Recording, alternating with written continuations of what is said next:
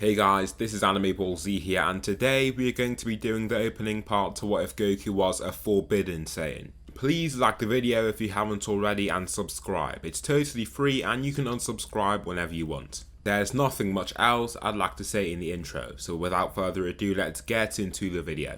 Slick talker since a jit. Winter time, all the time, ooh, yeah. Look at the way that I move, swag. Disrespectful and I'm rude, okay. I had cocaine in the school. I just wanted to give a shout out to Saiya's Vault 2901, if that's how you say it, for this story starter. I've taken the main points that he gave and put this into a storyline for you all, so let's get started. Many millennia before the start of the series, when the Saiyans were primitive beings, a gifted mutant was born amongst them, a peerless warrior with unparalleled power. They gave him no name, but in legend they placed a moniker on him, the Saiyan God. Born with a power level far above everyone else, this talent didn't just draw eyes from his fellow peers, he drew eyes from the gods themselves. A mortal born of this strength is an absolute threat. As he grew, he trained and his power inexorably grew. His mind was tailored to the art of battle, absorbing techniques and combat strategies like a sponge. This only affirmed the gods' decisions. To maintain the stability of Universe 7, he would have to be neutralized. In the blackness of the night, whilst this boy was soundly sleeping, Beerus appeared in front of him. With his amazing swiftness, all that gave his presence away was the intense breeze from his advancement. The boy's eyes flashed open, but it was too late. He was slain with a Hakai blast, not only being killed but being erased. However, this power, this mutation wasn't going to go with this erasure. Every 10,000 years from this point on in the Saiyan lineage, a boy would be born with the same potential of that first one. It would transform the dynamics of the entire planet. Those that gave birth to such a boy would be risen to the glory of nobility or even royalty. Even as much as the Saiyans would try to protect this individual, he would disappear at one night. No matter how many guards protected his sleeping chamber, the boy would be gone, along with some of the guards. After trying so many times to get rid of this Saiyan individual, Whis and Beerus start to discuss the matter. They get some advice from the Grand Priest but are still uncertain. That's when Beerus decides there's only one way to stop this prodigy from appearing every 10 millennia, destroy the Saiyan race in its entirety. Beerus gives Frieza the green light, and with his fear of their power, even he is willing to do so. His fears are exacerbated by this Saiyan God rumor that some of the Saiyans hold on to. The Saiyan God will free us, he will be born again and protect us from this tyranny, Saiyans would shout in the streets. After so many thousands of years, 10 to be exact, the name of this Saiyan God has reduced to just a legend. This can't be real, it's just a coping mechanism for the weak that can't resist Frieza. At least, that's what Frieza likes to believe. This is when it happens. The Saiyans have already been given the message and are heading back to planet Vegeta. They are soon to be slaughtered. Even Bardock can see this happen with his foresight. With this, he sees something else as well. His sun encapsulated by pure white light, a gem to illuminate and destroy the darkness. Now in reality, he can see that Goku's power is absolutely terrifying. With Bardock scouted, it just shatters and he knows it won't be long until it's all over. The Saiyan God in the body of his son, reincarnated yet again. In the night, he throws Goku in a pod and shoots him away as fast as he can. The Saiyans can see this power soaring off into the sky and it resembles a shooting star. Nobody can see what is there, but all the Saiyans with scouters are just looking up at the sky. Soon after though, the planet is destroyed by Frieza. Goku arrives on Earth, and as for the people that can sense Ki, they are terrified. Grandpa Gohan is immediately alerted by the power that he senses. At first he can't even believe it to be true. Even from his venerable master, Master Roshi, his max form never caused this sort of feeling inside him. As he arrives at the pod, he sees it explode from out of nowhere. This is just from Goku crying inside it. His aura destroyed the pod and he didn't even realize. Gohan wants to approach the kid, but he's not even sure if he should do that. I mean, Goku was never given a mission to destroy the planet per se, but he is still a feisty young Saiyan. It's kind of lucky for Gohan that he's just crying here and not doing very much at all. He must retreat, and even Master Roshi arrives in alarm. The fact that even Master Roshi is making himself known now is quite a surprise. Kami, standing on the lookout and balancing with his walking stick, sees this all unfold. He has a high level of ki control compared to others in the Dragon Ball universe, so he can sense the true power of this boy. It can't be an Earthling, can it? Is it somebody like him? Even then, he remembers how strong he was in his youth and it never came close to this. The Saiyan boy falls asleep and this is when they can get him and put him in some nice clothes. Grandpa Gohan does his best to raise him and he immediately sees how much of a challenge this is. His power is just so unbelievably great, but Goku isn't actively out to harm people. Gohan just has to be on his A game to stop him. However, real mayhem takes place when Goku looks at the full moon. Nobody knows what he is going to turn into and he becomes the powerful Uzaru. With a 10 times multiplier to his already monstrous strength, he's going to be a serious problem. Grandpa Gohan is killed right away and many millions of people are slaughtered by the beast. Many cities are left razed and ablaze. After seeing that Grandpa Gohan got killed, Master Roshi thinks to himself, this has to be that boy, doesn't it? He wonders how that's even possible, but his theory is strengthened by the tail he can see. That's the only thing that made this boy different from humans in terms of appearance. Maybe, just maybe, the tail is the source of his power. It's a hunch, but if he doesn't do anything now, he's soon going to die. Master Roshi powers up to the maximum and uses his buff form Kamehameha wave and shoots it straight at the base of his tail. The energy wave hits right on target at the grace of Roshi's extensive training and is severed right off. Goku looks startled for a split second and begins to shrink until he is left sleeping on the ground. Distraught, Master Roshi looks down at the boy and can barely even comprehend what has happened. Sweating, he looks up to the crumbling towers around him, doused in flames. The boy caused all of this. How? Just who is this boy, he wonders. With fire agencies and such, the flames are extinguished, and with the Dragon Balls, those killed by Goku are revived. The kill count was just way too high, and with the world left in the state that it was in, they need manpower to rebuild. After this, Goku is placed straight under the direct tutelage of Roshi. He hopes to never see anything remotely close to what he had to go through with Uzaru Goku. He must be trained and learn to control the unbelievable power that he has. Before he can go off training though, he is met by Bulma and goes on the same adventure with her to find the Dragon Balls. Unlike before, nothing can faze the young Saiyan. He seems to never get tired and never get hurt no matter what he does. Emperor Pilaf is no threat to him and the Dragon Balls are easily gathered. Following this, Goku begins learning some true martial arts techniques from Roshi. It's kind of disappointing because Roshi can't spar with him. Goku, after seeing Roshi's Kamehameha, tries one of his own. The blast that he launches is so large that he destroys the ground that he is stood on. It shoots off into space and literally destroys the moon in the process. Luckily for him, his tail grows back, but without a moon, he can't ever transform and use that power again. Goku here meets Krillin and both go through some training with Roshi. However, the training is focused on Krillin since Goku can do any physical challenge given to him. For the 21st Tenkaichi Budokai, Goku ends up facing Jackie Chun in the final, just like in the canon. Roshi became Jackie Chun to try and show his trainees that more progress could always be made. There will always be someone stronger out there. However, with Goku, he's going to struggle to get that same message forward. When he sees people get hurt or tired, whilst he's never felt those same feelings, it's just weird.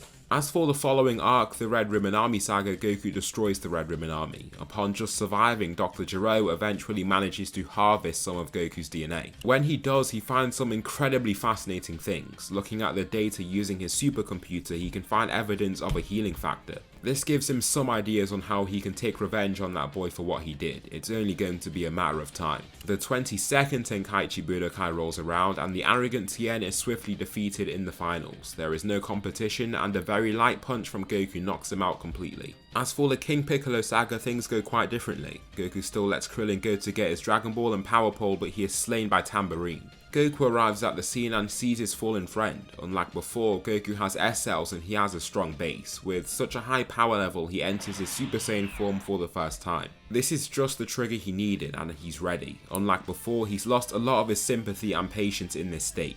He rushes out the tournament buildings and straight after Tambourine. Leaping into the air, he calls on his Nimbus and his crew straight to his target. Once he is close enough, he jumps off the flying cloud and elbows Tambourine in his back so hard that bones are shattered on impact. Being thrown to the ground, there is no movement. Tambourine has been killed right there.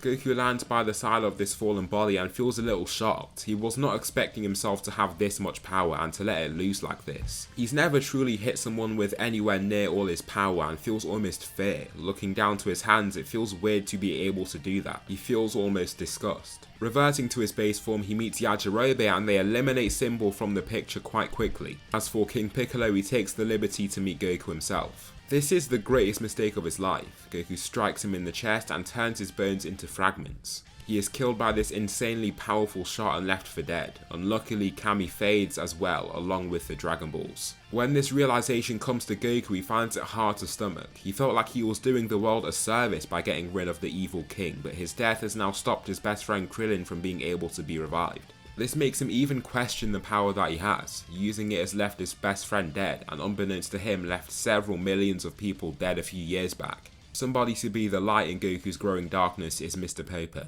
He takes the dejected Saiyan under his wing so that he can teach him how to really control his power. Here he learns how to fly and enters the hyperbolic time chamber for the whole year this time. His body is far stronger and so he can take the thinner air. One thing to note is that Goku's rate at learning techniques and battle styles is much quicker. His battle intelligence is significantly higher and it's almost like his mind and body is tailored specifically for combat. He learns to fly just after a few tries and masters it in a single day. Controlling his ki also isn't an issue and he swiftly learns to bring his power level down to human levels. There is no Piccolo Jr. here because King Piccolo and Kami are dead, and so Goku furthers his tournament domination to 3 consecutive wins. The people simultaneously love and hate him now. They love him because he is so strong, but hate him because he isn't exactly very entertaining to watch. He kind of just swiftly defeats anyone that he faces.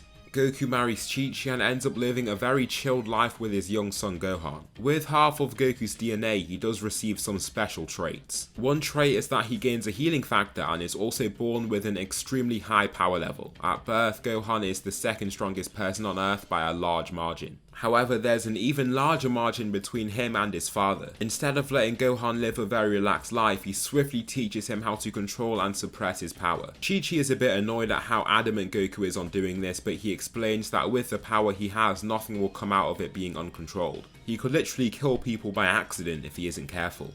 Here Raditz arrives on Earth in search of his brother. Goku is just at the Kame house with his friend, showing his son Gohan. Their power levels are both suppressed to very high amounts. This hides their true power from the Saiyan that has just arrived. Raditz realizes that the Earth no longer has a moon, but Goku and Gohan still have their tails. Goku's tail was left to grow in his childhood, and without a moon there'd be no need to cut it off. Grandpa Gohan remembers vividly the memory of the young Goku looking at the moon, so realizes that without one, his tail is nothing to worry about. The same can be said for Gohan. Kakarot, what are you doing living with these Earthlings? You should have killed them a long time ago, Raditz insists, referring to them as if they're vermin. To him, they are of no value and sees value only in the land they inhabit. Killed them? I will never. Why would I even do such a thing? Goku calls out, aghast from these comments. That's when Raditz realizes he must have forgotten something. As they talk and talk, Goku never hit his head in this timeline. There'd be no way gravity could harm his body. I remember my father, I think. He looked like how I did now, but he had a scar. That's all I remember. A word was never uttered to me, Goku furthers.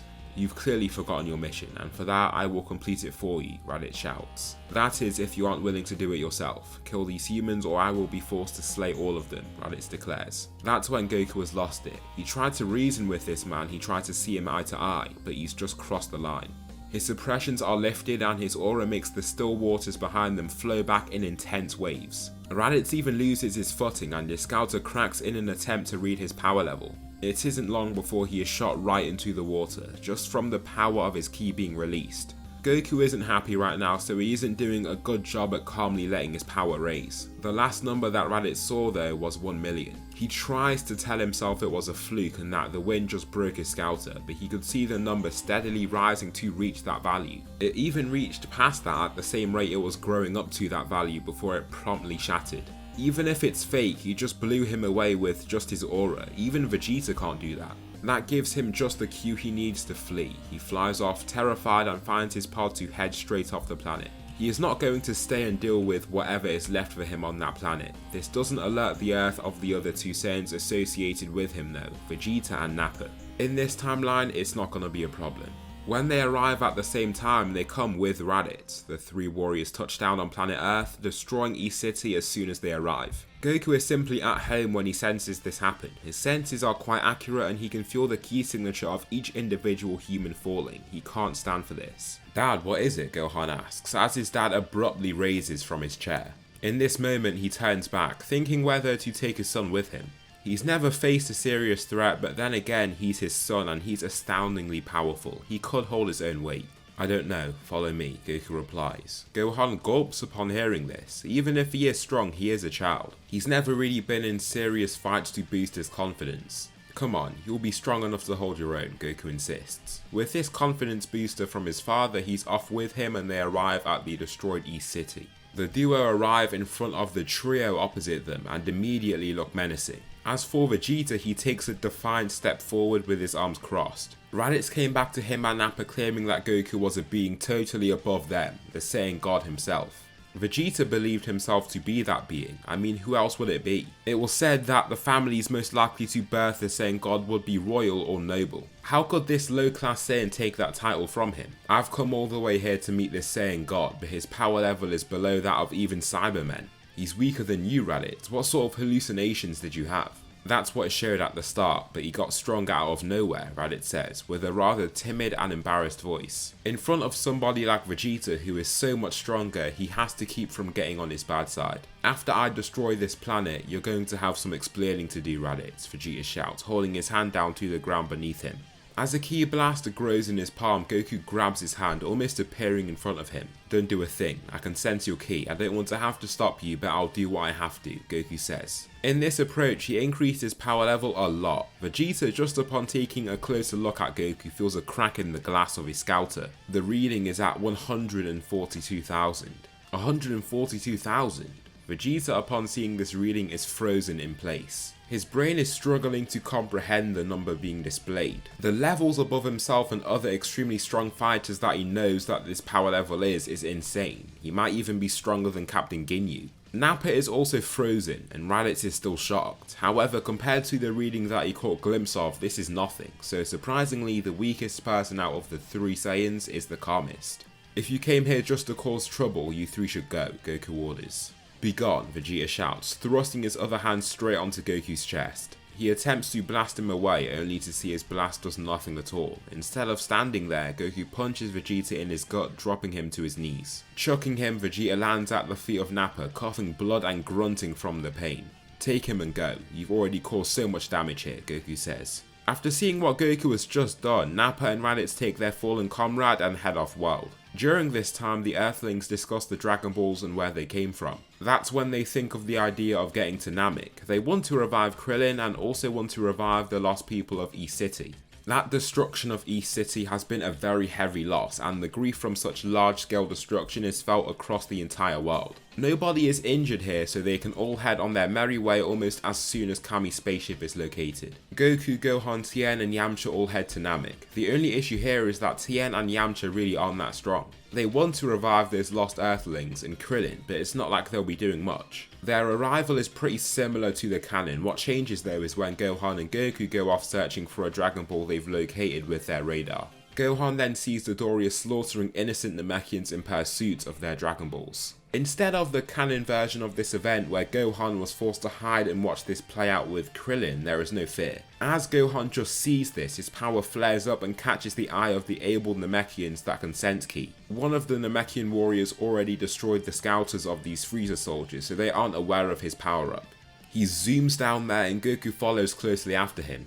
Even if he is strong, he doesn't know what Gohan is going to do here. He punches Dodoria once, crushing his skull and thrusting him through 3 straight crippled buildings. Gohan doesn't even hold back here and goes straight for Zarbon. With all this strength, he's almost struggling to contain it as his anger grows. Another punch kills the fighter too, leaving just Frieza. Gohan, before engaging with the floating Emperor, powers up and channels this rage. It's the first time where he's felt like this rage, this power.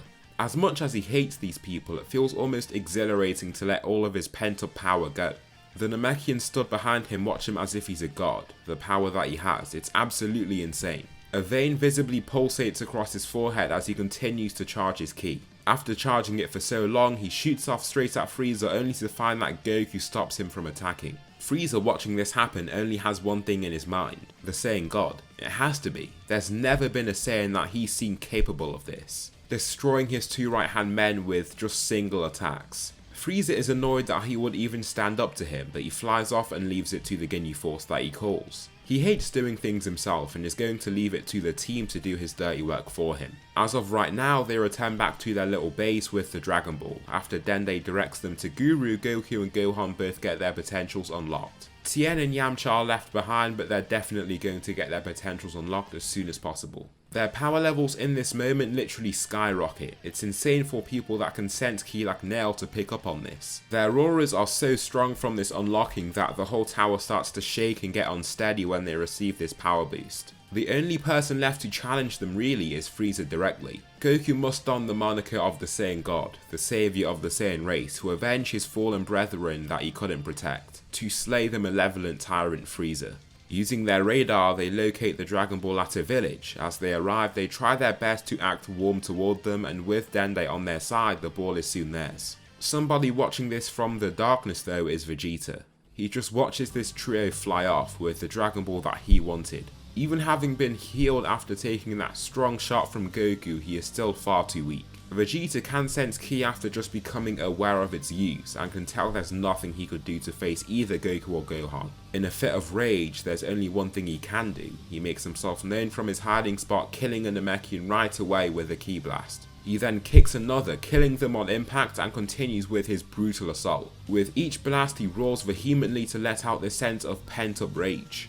Why was he not chosen to be the Saiyan God? Even after all those people regarding him as a deity in his childhood, saying he'd outshine every Saiyan that has ever lived. He had done so. He basically had before this Saiyan showed up. Kakarot, a low-class Saiyan that should be bowing before him, has eclipsed his power by a great amount.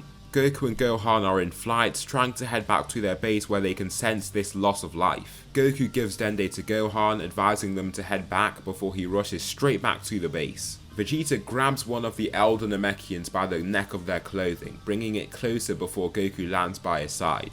Unhand him, he states boldly. Never, Vegeta shouts, going in to blast him before Goku could do anything. However, as his hand is being extended, the Earthling Saiyan grabs the moving wrist to then hurl him into the floor. The slam is powerful and cracks the ground from the impact. Nappa and Raditz are just left to stand there, watching this all play out. There's nothing they can do to face Goku.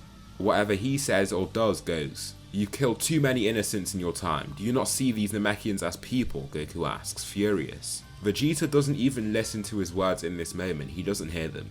All he can think about is his anger directed toward the man that stands before him. This level of intense emotion isn't something that he's felt very often. He gets angry sometimes, yes, but now, it's almost impossible to describe. However, reality soon sets in. There's no use for him to stay here. Along with Raditz and Nappa, they fly off, leaving what remains of this village safe. For now, that is. Using the Dragon Radar, Goku can see that numerous Dragon Balls have been rounded up at a specific place. It's weird, but from greater thought, Goku assumes that it must be Frieza that has those Dragon Balls. As of right now, there isn't a King Kai here to warn him of how strong the warrior is. Along with that, his friends don't know what he's up to, and so he returns to them first. As he is taking that return trip though, the Ginyu Force arrive. Vegeta is taken to be healed in Frieza's ship, being taken by Raditz and Nappa. Frieza is pleased to see that the group have almost turned themselves in, however it's all part of a greater plan to steal the nice Dragon Balls that he's rounded up himself. Well, the Dragon Balls that his army has rounded up. Vegeta shoots them off and out the pod while Raditz and Nappa are trying to distract the Emperor. When the job is done, they all leave as fast as they can with those Dragon Balls too. As they leave, Captain Ginyu is then given an order from an angered Frieza to get those Dragon Balls back for him. Vegeta, overjoyed at the Dragon Balls that he's acquired, feels crushed to find the Ginyu Force arriving in front of him. No, not now. After being so elated at this grand plan, he didn't even catch note of the large ki that he could have sensed from them. Vegeta is just too weak to contend with Ginyu, and the Dragon Balls are taken right off his hands. Right now, he really is furious. He's constantly been in a state of powerlessness, constantly having to answer to people stronger than himself, submitting to their will like a pet. The rest of the Ginyu Force are left to deal with the three fighters, and it seems like the end of the road for them. Even Nappa isn't even close to the upper echelon of Frieza's soldiers, and Raditz is bang on average. Facing the most elite squad of warriors under Frieza's influence, it's clear as day what will happen. They're about to lose their lives. However, they aren't going to go out without a fight. Nappa and Raditz begin charging what little ki they have, and Vegeta does exactly the same. His power level is now 30,000 and he makes the first move. Aiming for the weakest link in the chain, he swipes at Goldo's neck to kill him. However, Jay steps forward and kicks him in his chest, propelling him past Nappa's right shoulder and into a massive rock hill behind them. He is shot decently far into the rock too, and small fragments come crumbling down from the intense impact. There are large cracks across his armor and he can barely even move. Nappa and Raditz both roar at the top of their lungs, charging forward with all the speed and explosiveness that they can muster. Berta just chuckles, zooming forward to send his hand straight through his chest. Jace then launches a ki blast straight at the advancing Raditz. Nappa is left stuck in place and coughs out an alarming volume of blood before being left to die. As for Raditz, he died almost on impact. Vegeta just watches his two closest comrades fall. It's a weird feeling that he has here. It's not really grief or empathy, it's not loss. He feels furious at what's happened, but not because they died. He's angry because he could do nothing about it. They were weak and of no use to him, yes, and he is angry about that. However, what can he say about himself? Out of nowhere, Vegeta bursts out with anger, roaring at the top of his lungs. He's lost it. He doesn't even care anymore. He's come to terms with the fact that this may be the last few seconds of his life. What's there to lose? Tears come rushing down his cheeks in this vehement shout as he lets out every bottled up emotion. His hair changes from black to blonde and his aura from silver to gold. Vegeta is now a Super Saiyan. His power level skyrockets up to 1.5 million and the Ginyu Force's scouters all break apart. A new Super Saiyan has emerged. The tears continue to drip down his face, but all emotion has wiped from his face. He looks forward with this hollow, lifeless gaze. It's almost terrifying to see. The Ginyu Force are almost too shocked to move. They were not expecting to see anything like this. Vegeta breaks their silence and lack of movement by charging straight toward Berta. He ends up punching through his chest and goes straight for the heart, a killer move, then goes on to attack Jace. He swings his elbow straight into his jaw, dazing him. He reaches out both of his hands, trying to steady himself, but Vegeta grabs one of those outreached arms and pulls him over his shoulder to slam him into the ground. To finish off, he stomps on his head, crushing it. The only fighter left to bother him is Recoome, and he can deal with him easily. He elegantly steps forward, placing both hands on his stomach before releasing a massive energy wave. The Ginyu Force have been reduced to just their captain, and it won't be long before he meets his maker. Looking in the direction of this large signature, he can feel the ki that has to be Ginyu's heading his way, and he's ready. Come on then. Vegeta awaits the arrival of Captain Ginyu and he comes. There is a silence between them as Ginyu cannot believe the reading showing up on his scouter. His face of seriousness and arrogance fades in a mere second. 1.5 million. He repeatedly blinks, trying to make sense of it all. How could anybody have a power level so high? Before he can think even more, Vegeta pounces, taking him off guard. With his speedy assault, he drives his fist straight into his face, throwing his whole body back in the process. As Ginyu falls back, Vegeta grabs him before flying up into the air. Spinning violently, he throws himself down to slam Ginyu through the ground. After such a powerful slam, he can't see movement nor feel a signature. Ginyu is dead. This leaves only one more target within his scopes, Frieza. Darting off, he grows angrier and angrier upon visualizing the upcoming fight. His shout gets louder and louder until he sees Frieza resting in his destroyed pod. He flies straight through the hole in the glass that he created, kicking Frieza in his chest. The small Emperor coughs blood upon taking this strike, being shot straight through his entire ship. Vegeta chases right after him like a cat chasing a mouse and grabs his head to slam it into a rock hill. Flying straight along this hillside, Frieza's head is dragged through stone after stone before Vegeta spin throws him into the air. With him wildly flailing around and spinning in the air, Vegeta lifts his hand with a smile. "Begone, Frieza," he shouts, launching his blast straight at him. Frieza strugglingly slows down to a stop before lifting his arms and blocking the incoming attack. The blast crashes onto his forearms, causing a bright explosion. As the light dims, Frieza is revealed, bleeding across his entire body and panting. His arms look to be in terrible condition as well, and his eyes are bloodshot. He cannot believe what is happening. A Super Saiyan. He was expecting it from that other Saiyan that he saw previously, but Vegeta? How? Vegeta was below even Dodoria and Zarbon. How was he hurting him like this? This pain that Frieza feels, this sense of inferiority makes him irate. Screaming wildly, his transformation begins and he enters his second form. With such injuries though, he isn't at his proper full strength. However, the ascension into this second form of his still provides him with a massive power up. This time Frieza flies at Vegeta with his hand stretched forward. He attempts to grab Vegeta only to see him slip past his strike and kick him in the abdomen. Frieza is stopped in place, then receives a hefty strike to his jaw to throw him off course. Even with this power up, it isn't enough. Frieza is still inferior. "Wow, I never knew you had such a form to tap into. You are still powerless against me, a Super Saiyan," Vegeta claims, with his arms crossed. He just nonchalantly walks toward Frieza as he says this. After such domination in this battle, he sees no threat, no danger. "Wait, Vegeta, don't you want to fight me at my best? This might be the next stage, but this is nowhere near my full power. How about I show you?" Frieza asks. "Fine, you will fall all the same." Upon hearing this, Frieza's eyes widen as he maniacally smiles. Cracks appear across his body and he shapeshifts into his third form, but does not stop there. He continues with his transformation and his whole body breaks apart in a bright release of ki. The final form of Frieza, his true form, has finally been revealed. Vegeta takes a few seconds to analyze his new appearance before just chuckling. "What, you said that you were going to become stronger from this power up? You just got 4 times smaller," Vegeta says before laughing. However, Frieza takes him off guard with death beams. Each one pierces through his body and he ends up coughing out blood from the numerous beams of ki. He is left to stand there, trembling from the injuries he's accrued. Frieza then darts forward, swiveling through the air like a spinning bullet before crashing his head straight into his chest. Vegeta's armor cracks from the heavy impact and he is sent tumbling back. Once he stops rolling, he tries to raise up only to feel his body almost fall under just his own weight. He coughs out blood and his golden aura fades. He has lost his Super Saiyan transformation, reverting to his base. This is terrible. "You really thought that you could defeat me, Vegeta? There's a reason why I'm the Emperor," Frieza states, holding up a finger to his head. Vegeta just punches the ground, shouting with anger. Even with his power up, he's ended up in the same position as before. Upon breaking the ground, he roars and manages to power right back up into his Super Saiyan form again. It's a miracle, and he uses the last of his will, of his strength, to raise up and hurl his fist forward. Frieza just slips past the attack, driving his fist up into Vegeta's gut in the form of an uppercut. The strike is amazingly powerful and he is left back in his base and on the ground once again. It's over for him. "You be gone, Vegeta." Just as a pink beam of ki is to shred through Vegeta's head, Goku grabs his hand to then throw him away. "You let him go," Goku shouts before powering up. His power-up lifts Vegeta off the ground, also hurling him back. Somebody that follows him closely after is Dende, who is tasked with healing him. His power level skyrockets up to 500,000 as he receives such a power-up.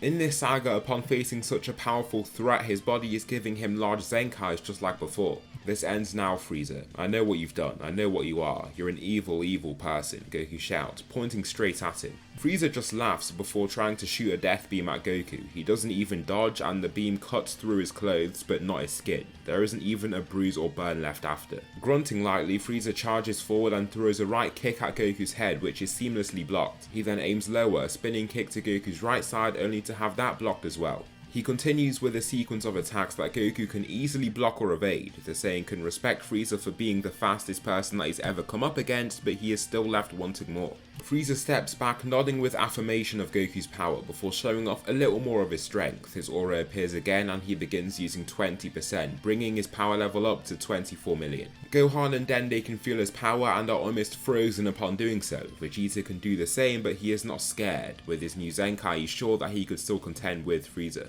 He continues again, this time stepping around Goku to try and land a punch at the side of his head. He slips back though, letting the incoming fist soar just inches ahead of his nose. Frieza switches to using his other fist, trying to hit that same area now that it has moved back. However, his fist misses yet again. Goku flows in his battle since he is very quick and can perceive every attack coming his way easily. It's almost natural for him to move in this way to dodge and parry attacks. This is where he feels most at home, most natural, in the heat of battle. Frieza overshoots a punch, desperate to land with it, and ends up getting rattled by a knee crashing into his sternum. The intense impact throws him up into the air, but he masks the pain and lands back on the ground. As much as he tries to hide the pain he feels, his eye twitches slightly from this pain. No longer wasting any more time, Frieza begins using 50% of his power, the most that he can use in this slim state. He has lost his cool now. Having faced somebody so powerful like Goku, he wants to make sure that he wins. However, before he can do anything himself, Goku lets his hands go. Punching Frieza in the face, he then grabs his neck to throw him downward. He leaps up, gathering ki in between his hands that are held overhead. Thrusting them down, a large ki blast slams into Frieza's body, releasing a massive explosion. Just as the light dies down, Goku dives down like a shooting star, where Frieza has his arms up in a tight block, ready to take on any other attack coming. He lands with his knees, forcing Frieza further down and creating a crater below from the impact. Once he lifts up, he looks almost dead. Covered in his own blood, Frieza just coughs out weakly before struggling to raise. As he raises though, he begins his slow power up and buffs up into his 100% strength. That's when he catches Goku off guard with a death beam. This time it works. The beam cuts straight through his body, causing Goku's blood to be shed for the first time in his whole life. Pain, this feeling. Goku's mind almost goes haywire upon feeling it and he can't believe it. It feels like nothing he's ever felt before. As he feels this, now starting to sweat, the wound seals up in a flash. With that, the pain is also gone. That's when he can take a breath of relief, bringing his mind back to the fight. That is when Frieza looks almost confused. He can heal. He shoots another few death beams, crippling the Saiyan. He coughs blood and almost falls to a knee, but the wound seals up in under a second. That's when Goku spontaneously socks Frieza and then throws him into the side of this newly created crater. From this, a large branch of a tree that has been submerged underground stabs through Frieza's back and his whole torso. Coughing profuse amounts of blood, it looks like the fight is over. Stand down, Frieza. I don't want to have to kill you. Stay there and think about what you have done to everyone around you, enslaving them, killing them, taking advantage of them. Change your ways, Goku orders, before slowly stepping out the crater. Frieza ends up coughing out even more blood and struggles to move with his branch straight through his chest. More and more blood leaks out from the wound as he remains there. The prophecy was true. This is the back of the Saiyan God receding from him. He didn't even have that Super Saiyan form but still destroyed Frieza like it was nothing at all. After revealing his full power, something he rarely ever does, he was still defeated. The Saiyans have been avenged. After this, the group acquire the Dragon Balls and begin to get the 3 wishes they wanted. Their first wish is to revive Kami. This brings back Kami but also his evil half, King Piccolo. The Dragon Balls are gathered back on Earth and their wish is to bring back those killed by Frieza's army. King Kai isn't the one to say this here, but I'm sure that Bulma would be smart enough to think of a strategy like this. After making this wish, a few extra people are revived too. These are Nappa and Raditz. The 2 warriors are almost stranded in this dark night sky of Namek without any sort of senses to find their way to anyone else. However, Vegeta can feel them. Upon feeling their power, he flies off and leaves the Earthlings there to think about their next wishes. However, Guru dies and the Namekian Dragon Balls are reduced to useless grey stones. As Vegeta arrives, a few others follow closely after him. These are Goku and Gohan. "What do you want here, Kakarot?" Vegeta asks, turning back with anger. He is angry to see Goku's face and is also furious that Guru had to die before he could have got his wish of immortality. "Well, what are you guys going to do now with Frieza gone?" Goku then asks. Before Vegeta can give a retort, he takes a moment to think about what he said, because it's a really good question. What is the next step for him? "I don't know," he replies loudly. "I don't know," he then replies more softly when he gives it deeper thought. "How about we come to Earth with you guys? There's nothing else we can do," Raditz says, looking to his comrades for support. "Well, that is true, you did defeat Frieza after all, and I commend you for that," Nappa says to Goku. After freeing these Saiyans from his tyranny, they can't just show hate to this man anymore. He's literally handed them their liberty. Sure. With this, the Saiyans head off-world in their respective ships, all incident on planet Earth. The Earthlings must find the ships of the Ginyu Force, since the Namekian ship was destroyed as soon as they arrived. The crew continue to Earth, but Goku's ship takes a slight detour, just like usual. He crashes into the lands of Yardra and is met by the Yardratians. Here, instead of just leaving, he hears of the techniques they can give him, so he does stay for a short while to see what is going on. That is when they see just how much of a prodigy Goku is. Upon seeing the instant transmission a few times, Goku starts thinking deeply about how one could do this. After a few minutes of trying, Goku focuses on teleports to arrive behind some of the Yardratians, showing him this technique. Many of them make gasps of surprise and shock upon seeing him do this so quickly. The other techniques like gigantification, healing and cloning. After gaining these abilities, Goku is like a new fighter entirely. There is no need for him to use healing on himself since he has a healing factor, but he finds good use in using it on other people. During this time, King Piccolo is apprehended and Kami forces him to fuse with him since there is no other option left for him. After beginning this fusion, the nameless Namekian is born once again, with Kami being the dominant mind in this. I'll give the nameless Namekian a rather large power level of 100,000 for the time being, since it's generally touted that the son of Katats was quite powerful. Guru stated it will take the power of a Super Saiyan to take down somebody like the nameless Namekian, but we have no clue what sort of base power level he was thinking of. If you use the average power level of the Saiyans and apply the multiplier, the 100,000 power level seems sufficient.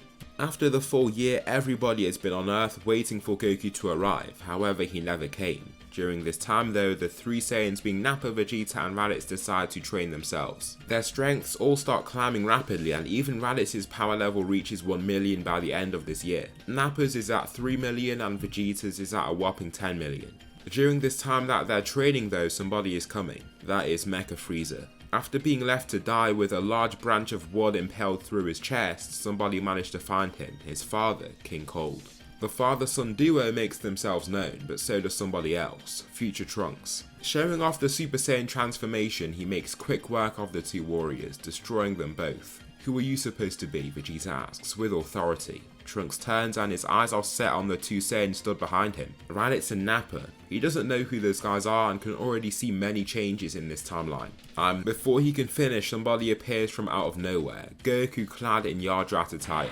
Kakarot, where have you been all this time? Vegeta asks, almost as a demand. Sorry, my ship diverted to another planet. I learned some of their techniques and even created some offshoots, Goku explains. Confronted here by future Trunks, the two have a light spar with Goku trying to gauge how strong this guy is. Why don't you turn Super Saiyan 2? Trunks asks, now gripping tightly onto his sword. I won't need to, Goku says clearly. The words hold no arrogance, they're just the cold hard truth. Trunks just nods with slight confusion, then zooms forward. Just like in canon, he doesn't have the intent to literally cut down Goku, and so he doesn't even move. However, going in the second time, he goes in for the slash and sees Goku catch his blade with a single finger. Using just this finger, he swerves the blade out the way and even throws Trunks onto his knees in the process. Just how strong is Goku, Trunks wonders, looking at him incredulously. After he gives them information on the incoming androids, everybody starts training. After seeing Goku so strong, Vegeta is even more motivated to grow in strength and overpower him. Nappa and Raditz are also motivated to grow stronger, eager to unlock this Super Saiyan transformation for themselves. Years and years pass, 3 to be exact, where these Saiyans make it their whole lives to train and grow stronger. Goku gives them the luxury of healing them when they're down to accelerate their training further.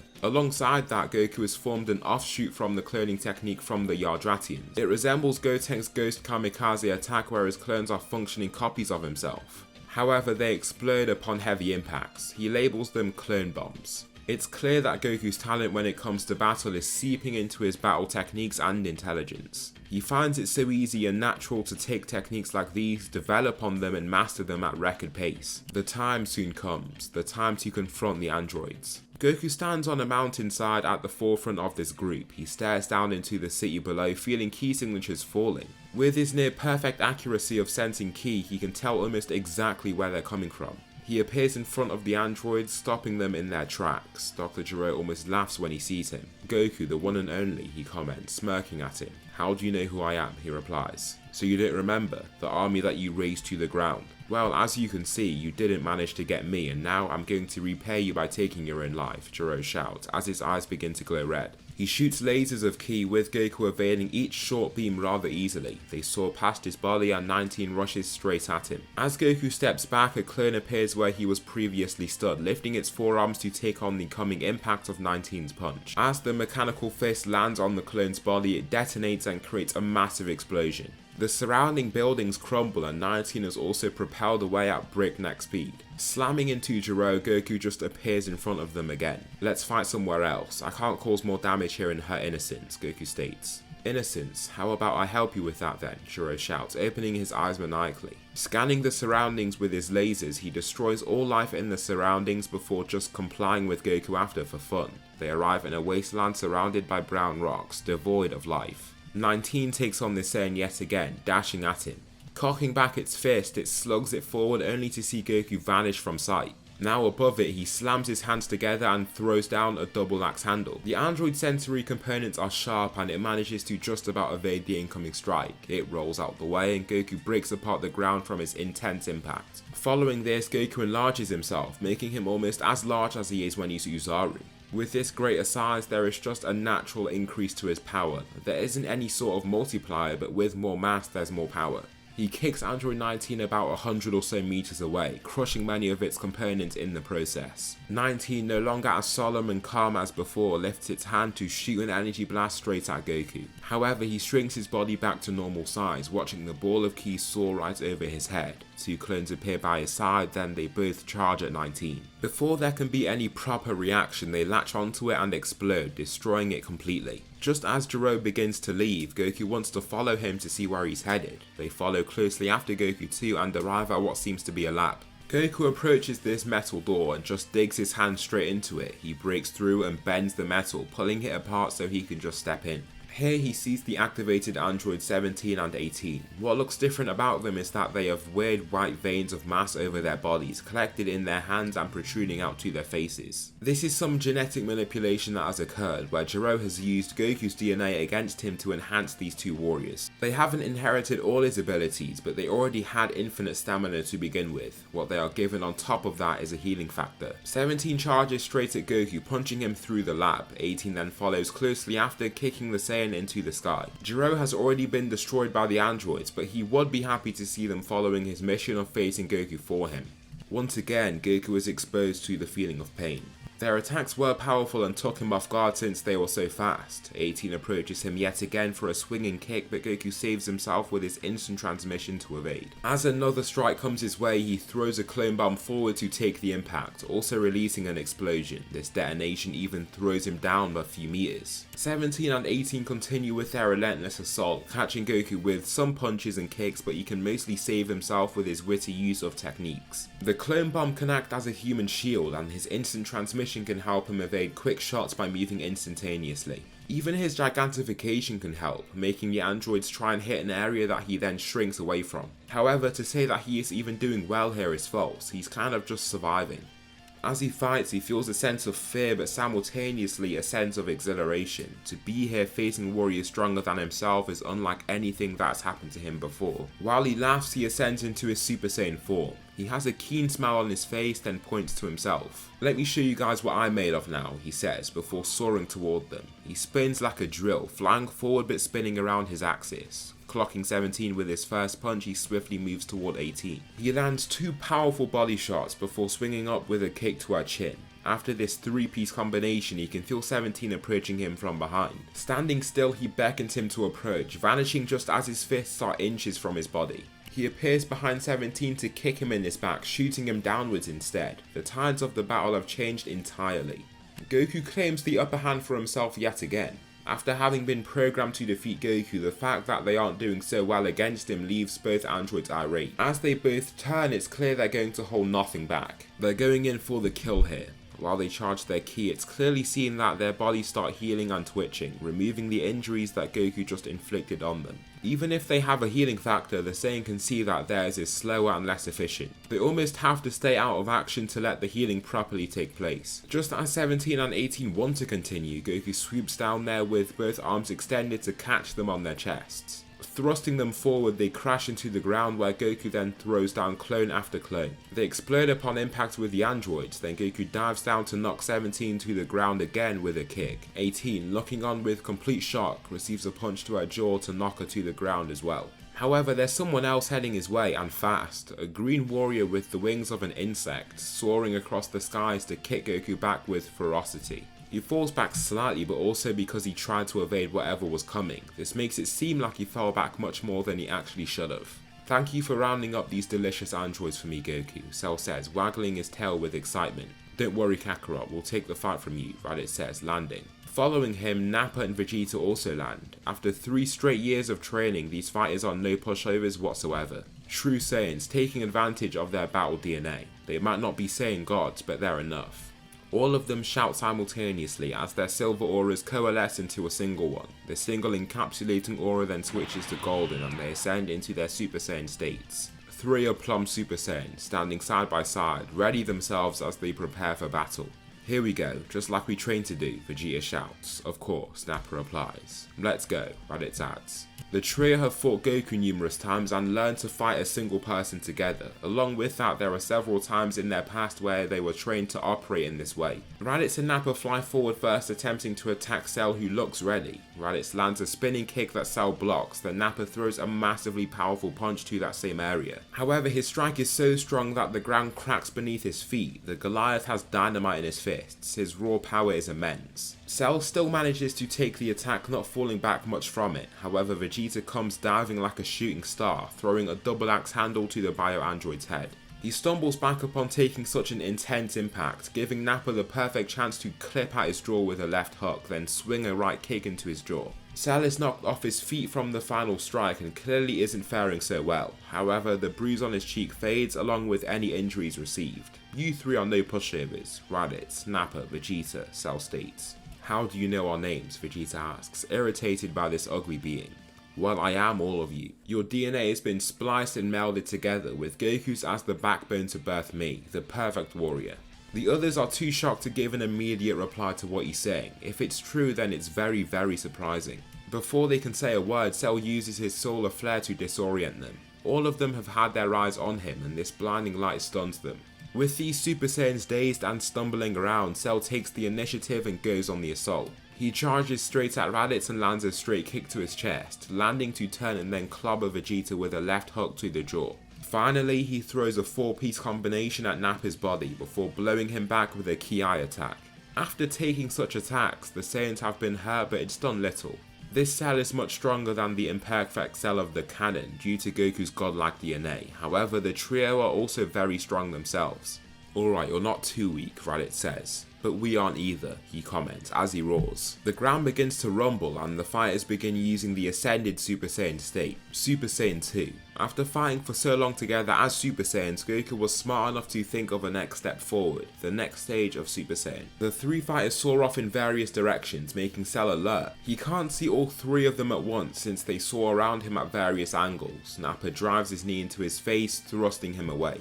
Before he can recollect himself and take the next attack, he receives a series of relentless punches from Raditz. He doesn't let anything back and throws all his weight into each and every strike thrown. Vegeta then flies straight past Raditz to kick Cell to the ground in a speedy advance. As Cell struggles, it looks like the mighty trio might have just got the job done. Those guys are insane, Krillin says from behind them.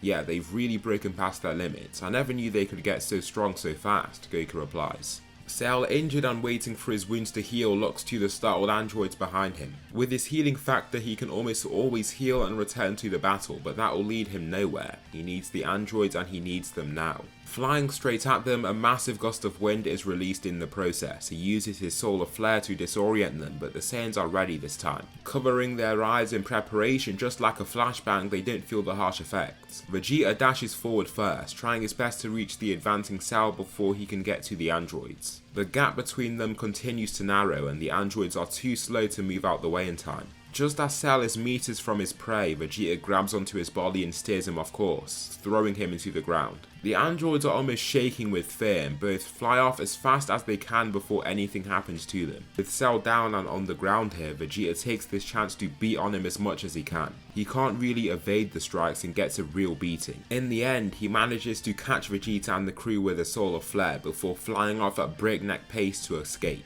How did I get caught by that a second time? Vegeta ridicules himself, holding his eyes in pain. It came out of nowhere, Goku says, even holding his eyes. However, he's the first to come back to his senses. Cell has dropped his ki and wants to make sure that he can find the androids before he is taken out. He might have a healing factor, but if he accrues a sufficiently damaging injury, that's lights out for him. Goku knows his level of ki control and believes that he'll be the only option in locating and taking down these androids. Unlike before, they're going to use full force and take down any threat they see, if that's the androids or Cell. Crouched down with his hands firmly on his knees, he breathes calmly, synchronizing with the flowing breeze. His gi billows as he takes slow deep breaths, and the grass beneath him rustles from this wind. Here he can feel the ki of the life all around him, the humans that form the world's cities, villages, towns. He can feel all of it. As he focuses more, that's when he finds it, one ki getting larger while several surrounding it decay into nothingness. It's Cell, and he doesn't like the feeling that he is getting. Cell is murdering all those people. Latching onto his ki, he opens his eyes with a firm face.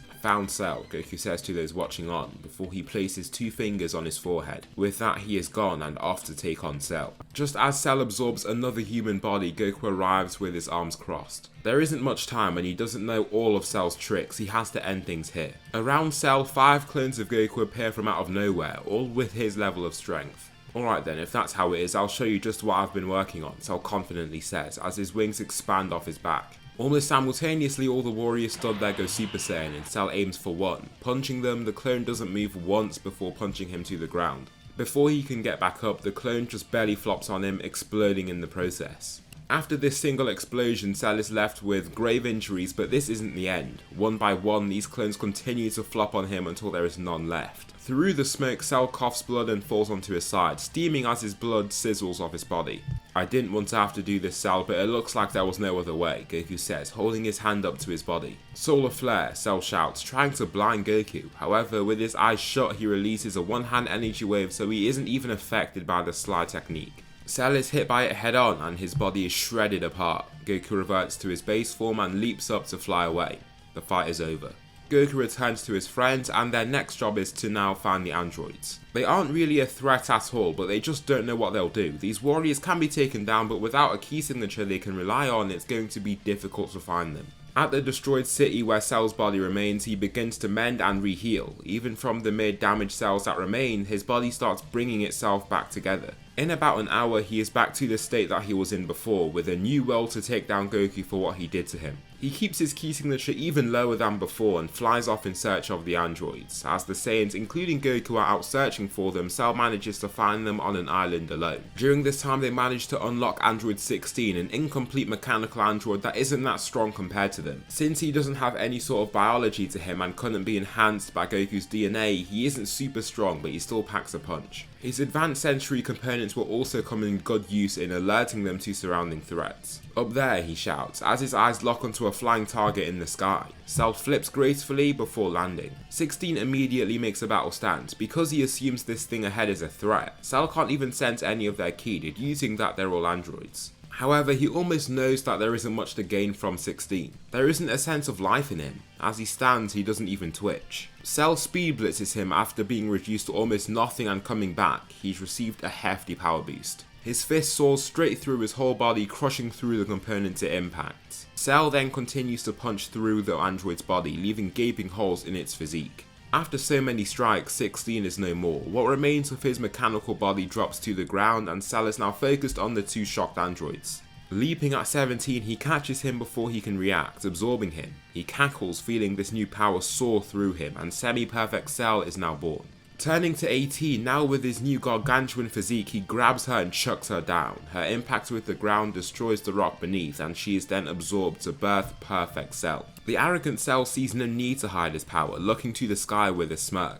Goku, flying with Raditz beside him, stops in place along with Raditz. They both look to each other before looking in the direction of the signature they've sensed. Future Trunks, Vegeta and Nappa all arrive by their side. "What is that power?" Vegeta wonders, looking on with shock. "We need to go and check that out. Hold on to me," Goku demands. They all follow his order and they appear in front of Cell, surrounded by a vast grassland. "Hello there, Saiyan," Cell says, raising his arms. They can tell that he is Cell. His general appearance is similar, but he looks different still. His insect-like frame remains, but they can feel that he is way stronger. Goku is the only one that can look at him fearlessly though. Cell takes the Saiyan aback with his first punch, making his entire upper body jolt back. It's a heavy impact, and he isn't even given enough time to block the next attack coming. A kick to his sternum throws him off his feet, but he decides to begin using his cloning technique in his retreat. 5 clones of Goku appear in front of him as he falls back. These clones then fly forward, all heading for Cell.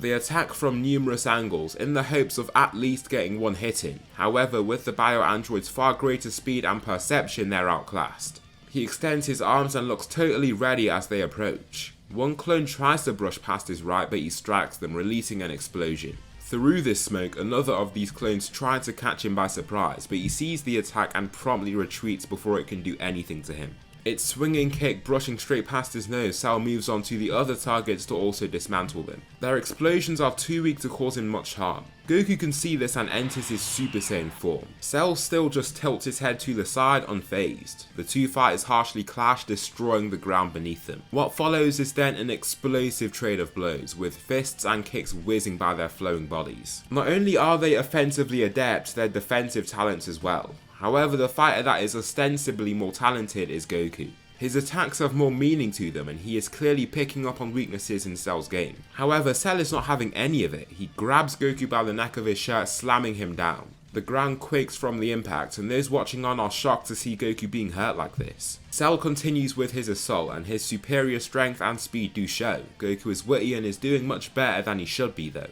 If somebody like Raditz was given his strength here, he'd be dead in no time. However, Goku can just see more in battle and think better than even skilled warriors like his companions. It's in his DNA after all. Not only is he a Saiyan, he is the Saiyan God, the Forbidden Saiyan. Goku predicts a punch coming his way and thrusts himself back just enough so that Cell's fist does not connect. The elegance and wittiness infuriates Cell, who just rushes forward brazenly to clobber him with his next strike. Since he moves so fast and explosively, there is nothing that Goku can do. He is aware of the attack but also knows that he is too slow to properly evade or manage it. It lands on his jaw, dropping him to the floor and taking his eyes off the target. This gives Cell just the perfect opportunity to rain down numerous punches and kicks onto Goku with his head turned away. In the end, Goku is left with a bloody crooked nose and nasty bruises. However, in less than a second the wounds vanish. His nose snaps back into place and mends itself in this split second as well.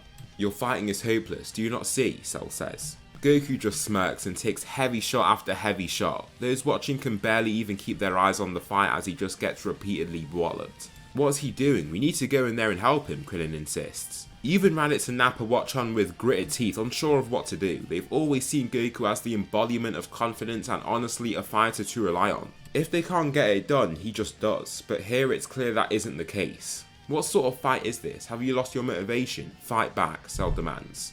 Goku again smirks as he looks at the ground, making Cell even more irritated. "Keep that annoying smirk on your face and I'll wipe it off for you," he shouts, diving in to try and throw another punch. Goku throws himself back before the attack can land, ascending into Super Saiyan 2 in the process. Doing this, there's one thing that the Saiyans can catch on to: he's gotten stronger. Blood covers his frame and his gi is now ripped and tattered, but his ki feels as healthy and strong as ever.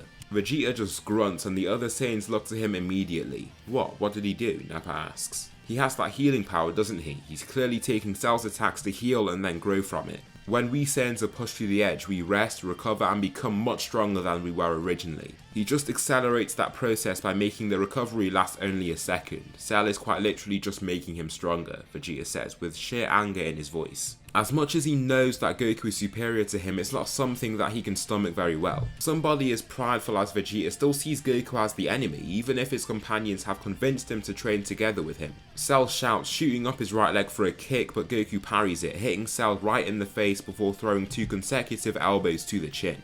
Before Cell can react again, Goku lands a double drop kick to his stomach, launching him back several meters. "You're wittier than I thought you were, Goku. I thought I got my intelligence from people like Kami, but it seems I also got it from you too," Cell says. Well, maybe not all the intelligence because the fight is already over. Goku used his Kamehameha before and didn't manage to completely destroy Cell. If he wants to do so, he has to use everything that he has. Therefore, he pulls back his hands and begins charging his Kamehameha wave. However, several clones appear from around Cell. A few stay back, also charging respective Kamehameha waves, but others throw themselves onto Cell, holding him in place. After the 2x boost to his power and a Zenkai boost from Cell's assault, the bio-android is locked in place. He leaves his arms around and shouts, roaring to free himself, but he cannot. His fate has been decided. Several Kamehameha waves collide with Cell at the center, and the clones holding him down explode on impact as well. With all of this intense explosive energy, Cell is turned to complete ash. There's nothing left of him.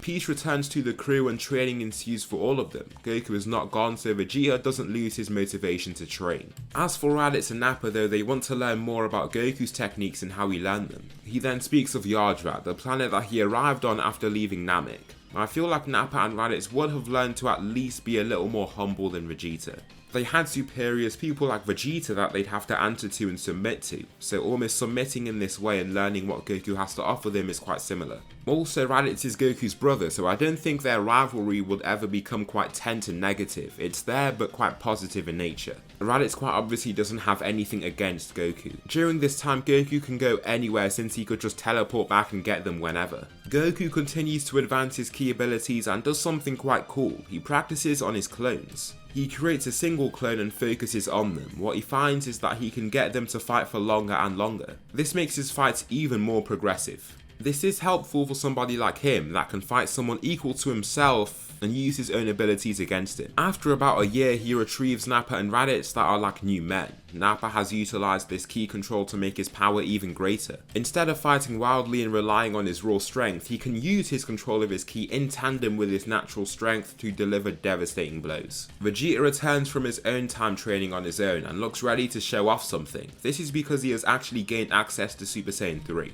Goku, however, has already attained the form, but he doesn't want to just ruin Vegeta's fun.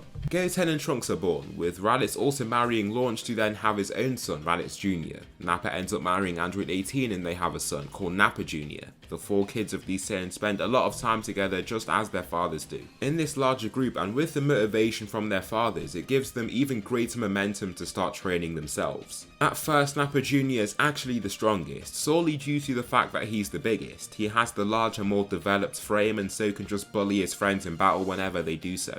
After this 7-year time skip, all the kids can use Super Saiyan. As for their fathers, they all unlocked Super Saiyan 3 years ago and all have grown stupendous amounts. This is where they can truly see who the second strongest out of them is, since Goku's position as strongest is pretty cemented. One fight that they do want to see beforehand though is the fight between Nappa Jr. and Trunks. These are the 2 strongest out of the kids, since Trunks is oldest and Nappa Jr. is also very big for someone his age. The 2 fighters agree to begin in just their base form, circling each other. Trunks is a lot more wary of Nappa Jr.'s power and so chooses not to just charge in guns blazing. Trunks swings up a kick at his opponent's head, but Nappa Jr. blocks it right away.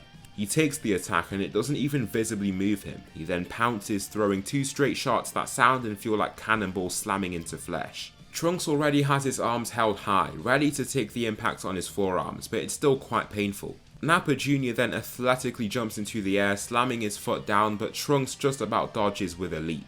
The foot crashes into the ground and with Trunks in the air he's almost a sitting duck before he catches himself with flight.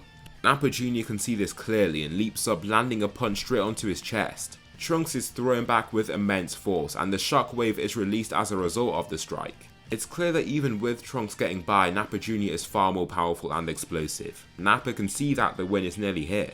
Vegeta watches on and just looks annoyed at seeing Trunks being defeated like this. As much as he can see that Nappa Jr. is far larger, he still doesn't want to see his son lose in such a way. "Come on son, take the win home," Nappa shouts out. Nappa Jr. nods back to his father before letting it all go. He throws a what feels like an incessant combination to Trunks. The punches just never stop coming and since they're so powerful, Trunks can't keep his hands up and in the right places. They pierce through the guard and make it to his face and abdomen where they really rattle him. He can barely even see with this flurry of punches constantly forcing his eyes shut. Whenever he opens them though, he just sees his father looking on at him with eyes of disappointment. His face is totally neutral, but he can see through that blank stare with ease. That's when Trunks ascends into Super Saiyan, clobbering Nappa Jr. with a surprise attack. He looks shocked upon taking the punch, but it doesn't seem like Trunks is going to stop anytime soon. He takes an uppercut straight to his gut, followed by 2 punches to his face. Cousins Raditz Jr. and Goten watch on with shock as they've seen Trunks basically cheat, not even giving Nappa Jr. an inch of breathing space. "Would you look at this? The kid's hair's gone blonde," the announcer shouts, as the spectators look totally exhilarated by the match at hand.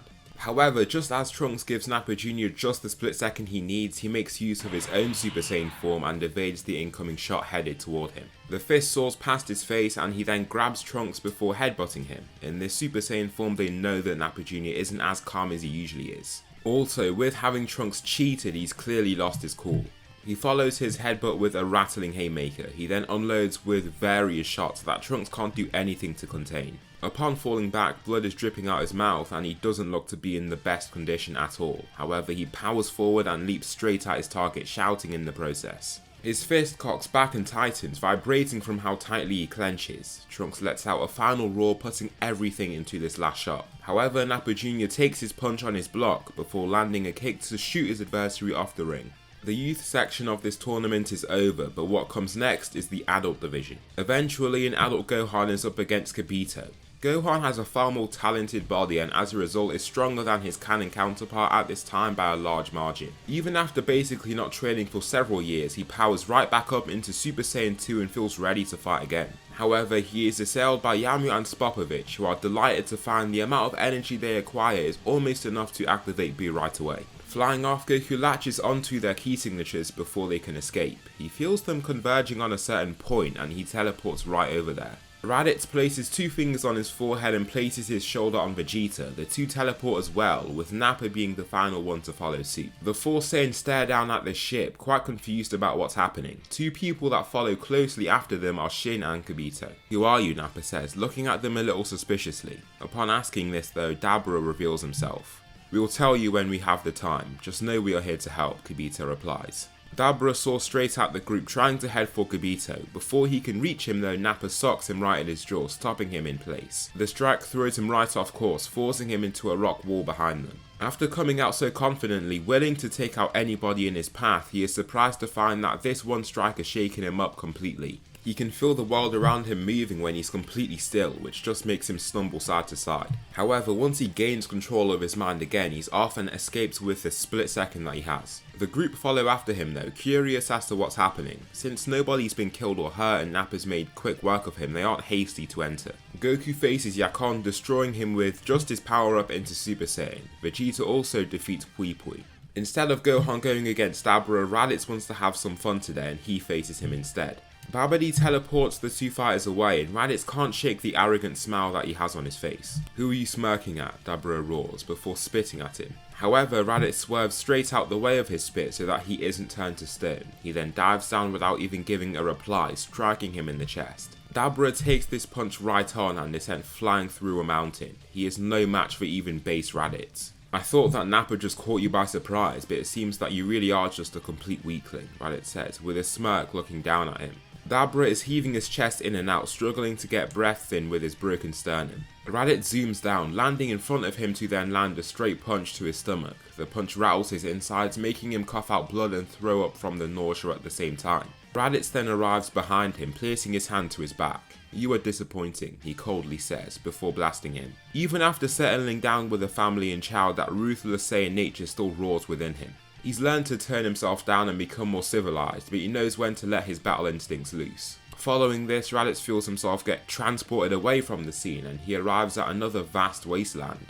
Here he meets with his Saiyan companions yet again. They watch on as this ball is revealed, but somebody gets to action right away. Gohan blasts straight at it, showing not even an iota of mercy. The ball detonates, but a pink powder raises and condenses into Majin Buu. The pink fighter stands ahead of the fighters, as childish and brazen as ever. Nappa steps forward this time, cracking his knuckles. "I barely even got a shot on that other guy before. Let me get a shot this time," Nappa says, as he twists his neck as well. Stretching out his arms with his hands interlocked, he stretches and readies himself for the fight. Powering up into Super Saiyan, he charges forward and begins by using his signature Bomber DX attack. He pulls back his palm, which then ignites with flowing white ki. Throwing his hand forward, the energy is projected straight off and toward Buu. It lands straight where he wanted and the explosion is insanely big. Nappa just stands there pridefully, with his arms crossed and a smile on his face. However, Majin Buu catches him by surprise with an energy beam aimed at him. It almost lands on his person before he uses instant transmission to evade.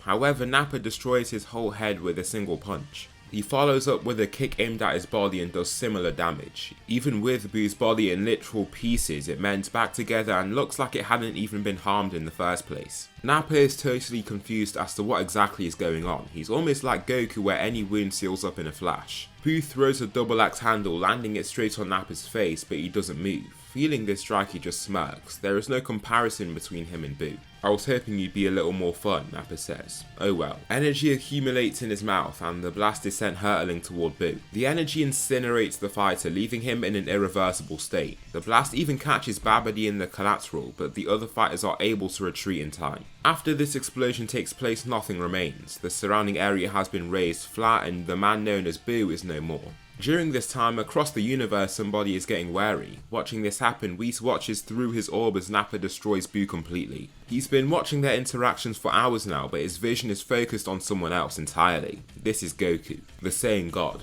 He's nowhere near the level of a god, but that's for now. It's just as they prophesied, his mind and body, perfectly tailored toward battle. He's neutral, so he can't do much here, but he wishes Beerus was awake to see this. The dynamics will shift. A mortal will rise and rise higher than any others done before, the Oracle Fish blankly states, saying nothing more. Years pass and Whi's wish is eventually granted. Beerus wakes up, but his dream is slightly different to the canon. He sees the Super Saiyan God, but also feels a sense of inferiority like he has never felt before. He has no memories, but it's just a weird abstract feeling in his mind, like he should submit to whoever that being is. Beerus stands, unwilling to accept such a thing. Not just motivated by curiosity, he is also motivated by honor now. But when he thinks about it, how is it possible? A Saiyan? Didn't he explicitly state for Frieza to get rid of all the Saiyans? Whis, I just had the weirdest dream. A dream of the Super Saiyan God. I thought we got rid of all those people. Actually, a select handful managed to survive and are now thriving. I think that includes the Saiyan God, Whis replies. Upon hearing this, Beerus is shocked. His body remains totally still. His eyes are wide and his body lightly shivers in reflex. How old is he asks, with total seriousness in his voice. 38 years old. 38, Beerus blurts out. He feels like saying why Whis didn't do anything, but realizes that he can't lay a finger on him. However, they go straight to Earth and arrive significantly earlier than usual. They're in a rush. Goku is meditating and just feeling out ki. He loves to become one with the nature around him. He can sense ki so accurately that he can almost paint a picture of the flora and fauna surrounding him. During this time, Nappa and Raditz are both teaming up to face Vegeta across the surrounding seas. They team up quite a lot to face the prince that just grows very quickly from training. He's more talented than them both and extremely hardworking, so the gap between them is always there. Vegeta catches a punch from Raditz before throwing him back and shouting for them to stop. Wait, he calls out, looking at the two people descending in the sky. Why, what's going on? We were just getting the upper hand there, Raditz calls out, annoyed by Vegeta's sudden stop. He flies straight back to shore, where he lands beside Goku. The four Saiyans group up again, with Goku being alerted by their arrival. Beerus lands ahead of them, not as welcoming as he was in canon. Which one of you is the Saiyan God? Beerus asks. The group don't give an initial reply. Everyone other than Vegeta is just confused, while he is scared. Why are you asking? Raditz asks. I won't be answering any questions. I asked you a question and I demand an answer. Beerus shouts, with a vein appearing on his forehead. Me, I'm the Saiyan God, Goku says. Him saying this still sends a singeing pain down Vegeta's spine. To hear this title being claimed by someone other than himself still annoys him, but there's little that he can do. It's clear that he isn't the Saiyan God anymore. Good for stepping up. Show me the Super Saiyan God form of yours, Beerus then orders. Super Saiyan God, I don't know what that is, Goku replies. Vegeta grimaces with embarrassment and also fear at Goku's laxness. Beerus then settles for Goku's Super Saiyan 3 and begins the fight. Unlike before, he's not going into this chillaxed and just curious to see his strength. No, he wants to gauge his threat level. Goku runs forward at full pelt, closing the distance between them in a flash. It's not often that the other Saiyans get to see Goku fly forward at full pelt. He punches Beerus' block, but he stops the attack rather easily. He tries to follow up with another strike right after to catch him by surprise, but the second strike is also easily caught. As the fight continues, it's clear that Goku won't break through to Beerus that easily. However, Beerus is impressed with the power that he has since he has not even an ounce of God Ki flowing through him. Instead of being taken down by just a few hits though, Goku takes the shots well and recovers almost instantly. When he takes a heavy strike, he just stays back for a split second before returning to normal. This makes him quite the interesting fighter for someone like Beerus. He punches Goku in the face, following with two whipping uppercuts to his stomach. Each attack lands square on his abdomen and leaves him on his knees in agony. This agony that he feels though fades quite quickly. When Beerus sees that Goku is no threat, he has his usual demeanor to him. After they hear about the Super Saiyan God, there are no qualms with him getting the form. Therefore, after summoning Shenron to give them further information, Goku is at the center of such ritual. Vegeta is once again annoyed to have him let him get this power, but there's nothing they can do. Beerus threatens to destroy their planet if he isn't satisfied, and so he complies. They have more than enough Saiyans to work with, so Gohan or Videl don't even need to be in the ritual. As these Saiyans hold hands and feed ki straight into Goku at the center, his power grows. Soon after, Goku is revealed in the new pristine Super Saiyan God form. His body is leaner and sleeker than it usually is, but has a new sense of vigour to it. To the others, it's weird to have his ki signature just vanish. It's almost like he just died out of nowhere. However, they can tell he's ascended past the confines of ordinary ki. They all felt like they hit a plateau with Super Saiyan 3 and couldn't breach further, but this is clearly the next step. Beerus and Goku raise, occupying the skies in flight. Goku enters flight with his arms crossed before making his stance. His fiery aura flows around his body, then two clones appear from behind him. They soar straight at Beerus, with the first slugging forward its fist. The strike moves with immense speed and is very explosive. Those at least attempting to watch what's going on are left lost.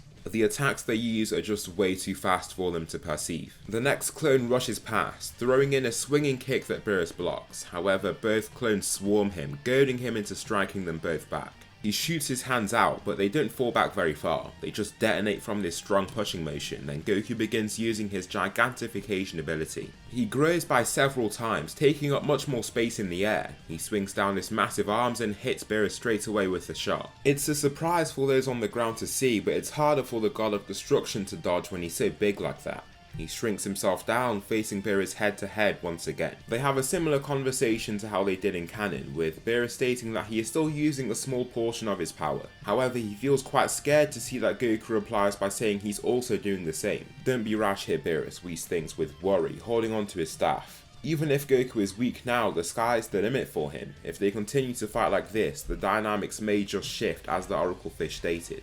All he can do now is hope that nothing comes of this, but how can he? Isn't this what the Saiyan God is meant to do? To climb past all obstacles, to triumph over the gods themselves. Bound to neutrality, Whis remains with the Earthlings, watching from below with a focused gaze. Beerus and Goku continuously collide with their powerful attacks and create large shockwaves in the sky. As they fight though, Goku begins growing at an insane rate. Both fighters punch each other in the face at the same time, but Goku flies away way faster. He wipes the blood from his mouth, but the injury on his cheek fades in this same swipe as well. Even after Goku has made substantial growth, it hasn't been enough. The gap between him and Beerus is still clear as day. "You've been an interesting fight, but I haven't been totally satisfied. I apologise in advance, but I will have to destroy your planet now," Beerus says, with a growing Beerus ball beneath his hand. Goku sees this and starts panicking. He's never truly been in a situation where he's just lost like this. No matter how hard he tries, how much he grows, the challenge of beating Beerus is just insurmountable. All he can do is watch as the Beerus ball continues to grow. Waves of air blow in his face and continue to make his tattered clothes billow. In this moment, there's only one thing left for him to do. He needs to get more power. Shouting at the top of his lungs, he searches for that strength he needs. His power continues to grow, then his hair lifts and turns blue. His Super Saiyan Blue form is now a reality. This immediate 50 times boost to power is exactly what he needs, but Goku is not stopping here. His rage continues to build. His desire for power is no longer just a desire, it's a need. Veins start showing up on his body and he can feel heavy strain on it as he then furthers his power to Super Saiyan Blue evolution. It's like power he's never felt before. The 1000 times multiplier to his strength straight away is insane. He charges forward and punches the growing Beerus ball, destroying it with his starting strike. The intense force behind this opening punch makes Beerus fall back. As he retreats though, Goku closes the distance and punches him away. This sends him spinning back, hurtling back with intense force. The face that Beerus now has is that of surprise. The growth that this Saiyan has just showcased is surprising. During this fight, he almost forgot one thing. This is the Saiyan God. A Saiyan not just without limits, but a Saiyan that perpetually reaches new heights almost at will. Before he can hit again, he takes a heavy shot to his stomach that is then followed up by a whipping kick to his lower head and neck. Beerus is sent hurtling through the sky, spinning from this impact. Goku rushes forward again, cloaked in his dark blue ki. However, Beerus shouts and shoots him back with his aura. Everyone can feel the pressure, even if they can't sense his ki. It's a heavy weight on their shoulders, and the Saiyans continue to look up with incredulity. This is really how strong they are now. Goku reacts in kind, charging to his highest level of strength. Beerus lets out a mischievous smile before clocking Goku with a surprise punch. His assault has come out of nowhere and the God of Destruction begins to show off his true power. Goku can't even track him as he whizzes around the place, disorienting him. He rattles off with several attacks, continuing to break him apart. He throws repeated straight strikes to his chest and ends up breaking bones in the process. However, as he continues to attack, those bones that he's broken heal. Cloaking his knife hand in ki, he slashes across Goku's torso and manages to leave a rather large gash. However, the cut heals in a split second, returning the Saiyan to peak health. Following this healing, Goku can feel a surge in power also. Just like on Namek, in the face of an insanely strong threat, his body is granting him abnormally sized Zenkais. His muscles buff up just as they did before as this new ki floods through him. Shouting again, he breaks past his previous limits. The veins on his neck are visible with his powerful shout, but somebody then appears in front of him. Beerus, looking at this, also prepares to deliver a shot of his own. Both fighters roar and charge toward one another, punching each other right in the jaw. A massive explosion goes off. Nobody even saw them punch, but they just hear and feel this extremely loud boom. It makes their whole body shiver and they can feel Goku's ki signature now, but it feels like it's miles away. Goku was knocked out by the shot, but only for a short time. Waking up a second later, his body has healed, but just that single shot wasn't sufficient for a proper Zenkai. Anyways, he shoots up and feels livened by that fight he had. After constantly fighting and beating people, facing an actual person that made him grow this much is so exciting. As for Beerus, he isn't doing terrible, but he tries to hide the fire-like pain from his cheek. He just continues looking forward and Whis then lands beside him. I'm sorry for going so hard, Beerus. It was a good fight though, Goku says, lifting his hand. Beerus is confused as to what he's doing, as well as Whis. However, Beerus feels a surge of healing energy remove the wounds from his body. Goku, instead of Whis, heals him using his Yardratian technique. After feeling this, the thoughts just continue to race through both their heads. This really is the Saiyan God, unlike any mortal they have ever seen, and they've lived a long time. As Goku returns to his friends, they prepare to say their goodbyes to these gods, but they're not going anywhere.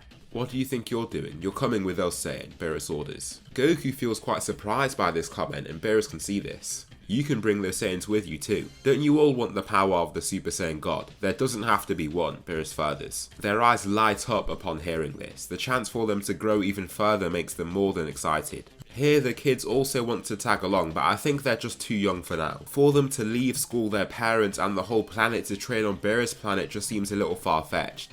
Of course, their Saiyan parents are indifferent to it, but the mothers don't feel that same way at all. Therefore, for now, they have to just continue training back on Earth. As they arrive on Beerus' planet, Goku is under Whis' direct tutelage and is exposed to the technique of Ultra Instinct. To him, this is totally fascinating, as usual. For the first day, he makes solid progress, much to Whis' bemusement, but he isn't all the way there. They continue training for some time, a few weeks or so, and after seeing the technique for the first time, the Saiyan God reaches further. Whis zooms down with a kick, but Goku evades with his eyes totally closed. The other Saiyans have been watching his spars intently, trying to learn something from him as he fights with such grace and talent. His hair lifts in some places and his irises are now a gleaming silver, Ultra Instinct omen. He zooms back toward Whis and fights him again, unlocking Mastered Ultra Instinct in this same spar. This feat of his is absolutely insane. No matter how much Whis tries to estimate how talented this Saiyan is, he constantly and consistently blows him away. Just as they prophesized. As he thinks more, the happiness he feels washes away and is replaced by fear, anxiety. The threat is real. He could grow and eventually defeat him, he knows that for a fact. However, nothing's happened so far, and Whis is hoping that nothing substantial happens in the future either.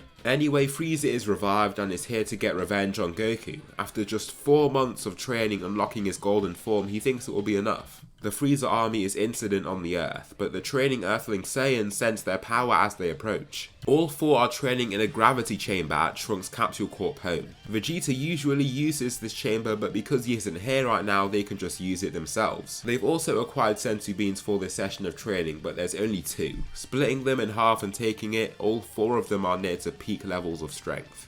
Actually, Goten has started to gain dominance over his companions after training more intensely. He didn't really acquire much of Goku's DNA in terms of his unique Saiyan God genetics. His healing factor is minimal, only faster than ordinary Saiyans. However, the genes that he inherited are starting to become more pronounced over time. Nappa Jr. is a solid second with Trunks in third. Raditz Jr. has shown off an impressive working mindset for his age, only slightly behind Trunks. All these Saiyans now have the power of Super Saiyan 2, much stronger than they were previously. The army get easily destroyed by the crew, leaving them in pieces. As for Shisami and Tagoma, Goten gets to show off what he's made of. He powers up into Super Saiyan and zooms forward, punching them both at the same time. These strikes are so powerful that both are left knocked out. As he lands, all that is left for him to do is to face Frieza. Goten makes his stance, awaiting the Emperor's first move. Upon seeing him so willing to fight, Frieza just chuckles before stepping down to face him. Making his own stance, the 2 fighters soar toward each other. Landing the first shot, Goten manages to cock Frieza's head back. He even surprises himself with that shot, then evades the kick that is thrown at him. As he falls back, he ascends further and into Super Saiyan 2 before kicking at Frieza's head, then landing a palm slam to shoot him back into his own pod. It breaks from the impact and Frieza looks quite surprised at what's happening. These kids have grown quite strong, which must mean that their fathers are even stronger. Regardless, he feels little fear and is still almost certain that he is stronger. Goten then clocks him with another punch, making him reach further and into his gargantuan second form. Goten does look a little scared upon seeing how big he's become, but he's in a battle right now. He can't just cower away and hide. He must fight and fight with everything he has. Grabbing Frieza's hands, they both push at each other as hard as they can, and even Frieza after this power-up starts falling back. Even with Goten's small childish frame, he is the stronger one in this confrontation. Goten even ends up shoving him back before winding him with a kick to his gut. "Alright then kid, you're better than I thought. I didn't think I'd be pushed this far by a child," Frieza comments before standing. His body starts cracking apart and he powers up, revealing his final form. His tail waggles as he regally stands. A calm but confident smile appears on his face, then he speed blitzes the young Saiyan. Punching him in his face, he rattles him quite badly. Taking this punch, he doesn't fall or yield though. Taking a punch to his gut, he drops to his knees and Frieza even looks quite shocked that this kid hasn't just been taken out completely. Goten doesn't retaliate, just looking down with his hair covering his face for some time. "You are amusing. Where is your father, Goku?" Frieza asks. There are seconds of silence before Goten grunts and raises to a knee. Strugglingly raising, he shouts at the top of his lungs and looks for that edge. He tries another assault but just can't seem to take down Frieza. Each time he tries to hit him, Frieza punches him twice as hard. Left without many options, the one left is power. Goten roars in search for the strength within. As the other kids watch on, they can feel that his ki signature surges out of nowhere. There's no way. His head droops down then lengthens, and the Super Saiyan 3 form appears. Who would have known Goten would end up so strong like that? I thought we'd have to step in and face Frieza, but I guess we don't, Reddit says, watching. Vegeta grunts in anger as he says this, but Nappa doesn't feel that same way. That is true, he must be like Goku here, he says, pointing to the main man, the Saiyan God. He remains in flight ahead of the other 3 Saiyans that remain behind him.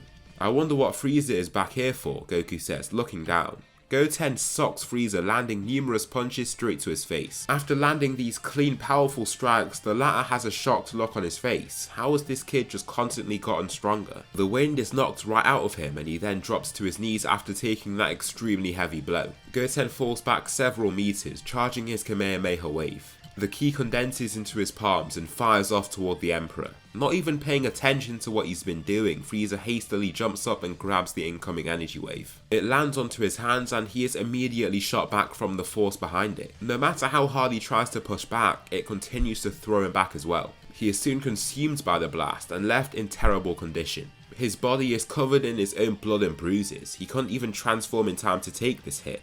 After feeling so much pain and being defeated like this, he feels true anger once again. Letting it all loose, his golden form is revealed to these people. "You're gonna pay for that," Frieza declares, shooting his death beam at Goten. However, a clone of Goku appears in front of him and takes this hit. The beam isn't even strong enough to make it disappear. This isn't a clone bomb and just a regular clone. It disappears a split second later, then Goku appears and takes its place. "You won't kill my son," Goku says, almost with no emotion in his voice. It's kind of weird for Frieza to hear this sort of nonchalant tone with him. Even after he was just about to kill his son, it's like he has everything in control. Frieza doesn't want to hear any of it though. He nearly got killed by that shot and feels burning pain across his body. Charging toward Goku, he tries to show him just how strong he is. Throwing a punch onto his face, it doesn't even move him.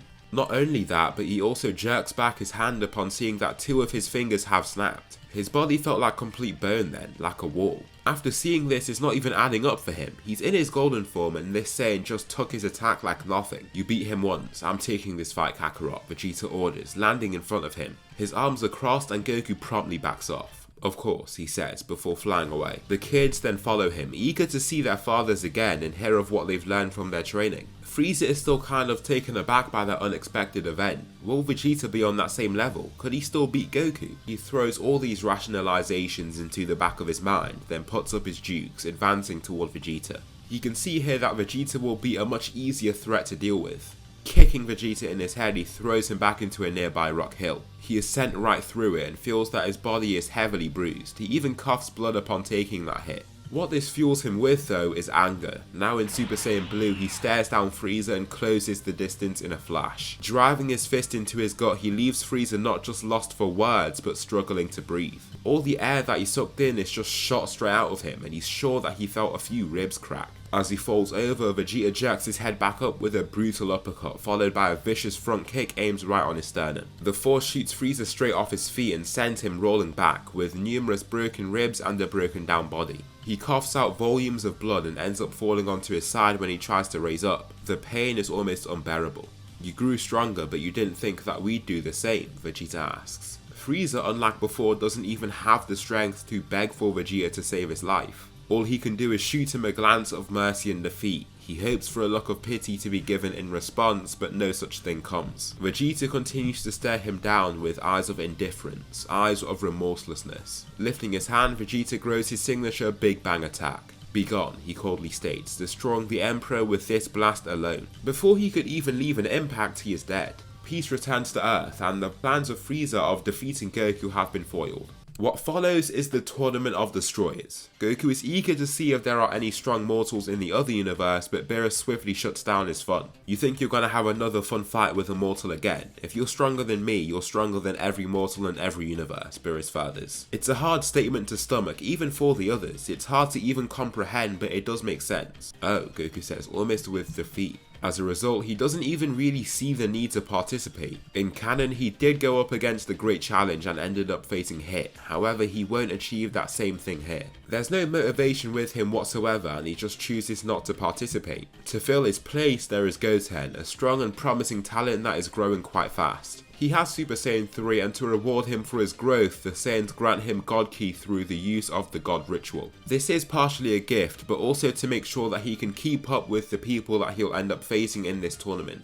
He's nowhere near Goku's power, so if he was to just fight everybody at this tournament, he'd definitely meet his match. Imbued with the power of God Ki, his strength skyrockets. Since Goten is weaker, he is set to go first. He faces Botamo, eventually finding a way to defeat this high durability warrior. Then he is up against Frost. As soon as he sees him, he can see the resemblance between him and Frieza. Knowing that this is a twin universe, he deduces they must be at least of the same species. Beginning in his base form, he knocks Frost back, then lands a sequence of punches straight to his body. The strikes land like trucks, knocking him back and making him even reach the edge of the ring. Just as Goten wants to land another shot, Frost leaps over him, then begins his transformation into his second form. Continuing in this form, the fight is still very similar. Super Saiyan 3 Goten was better than base Goku from Resurrection F, so after his God Ki boosting as well, it's not even close. Unbeknownst to Frost, Goten is even going quite easy here. He's just trying to time Frost and to figure out how he fights. He believes this will be a much more interesting fight instead of just knocking him out the ring out of nowhere.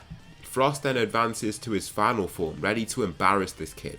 Dashing forward with much greater speed, he spins before reaching out his heel for a kick, but Goten dips under. Shooting himself back up at just the right time, he lands a clean shot to his jaw to leave Frost staggering and disoriented. His mind isn't even in the right place to resort to his poison. Goten then lands a picture-perfect sidekick that has enough power to send him across the ring and off it. Goten is the victor. The Universe 7 fighters clap with praise at how well Goten is doing here. Not even utilising his Super Saiyan God form, he has had a stellar performance so far. The next fighter that takes up the battle against Goten is Ultimagetta. Eventually it becomes known that Goten has to insult this fighter, and he does so. The next fighter for him to come up against is Cabba. It's great to see another Saiyan. "Greetings," Goten bows down, nodding at him. "It's a pleasure too," Cabba says, almost spooked by his politeness. "I hope we can have a good match. Why don't we continue with Super Saiyans to spice things up a little bit?" Goten asks, making his stance. "What's a Super Saiyan?" Cabba inquires. Goten feels quite surprised upon hearing this. To be honest, he's confused at first. Would they really send a Saiyan to this tournament that couldn't even use Super Saiyan? That's surely suicide. "You don't know, like this," he says, ascending into his golden Super Saiyan form. Those watching on can't even believe how strong he is now. The pressure he exudes is quite literally terrifying. For a kid his age, he looks quite bulky too. If you push hard enough, I mean, it happens differently to different people. "Alright then, here I come," Goten abruptly says, with a smile on his face. Zooming off toward the target, he lands a clean shot to Cabba's cheek. Even if he did pull that punch, the force behind it is alarming. Champa, watching this, can almost feel his eyes about to bulge out his head. How is his universe being embarrassed by a literal child? You almost can't believe it. Kaba has to sit back for a few seconds to get back to his senses. He wasn't exactly knocked out or disoriented, but just flabbergasted by how hard he was hit. The punch felt like it went through to his spine, truly spine chilling. Goten goes on to attack him again, not even giving him a break. He shoots out his foot, but Kaba swerves to the side. This is only because the former gave him enough time to dodge. Here Goten's not trying to beat him down and win, he's trying to get something out of him, to push him to that edge. The Saiyans watching find it quite amusing when they realise what he's up to. Kaba, after taking so many hits and damage, is struggling to carry on. His body has been beaten to great levels, bruised up and bloodied. As Goten seems to be on his final assault, something snaps in Kaba. His eyes light up and turn to a soothing sea blue.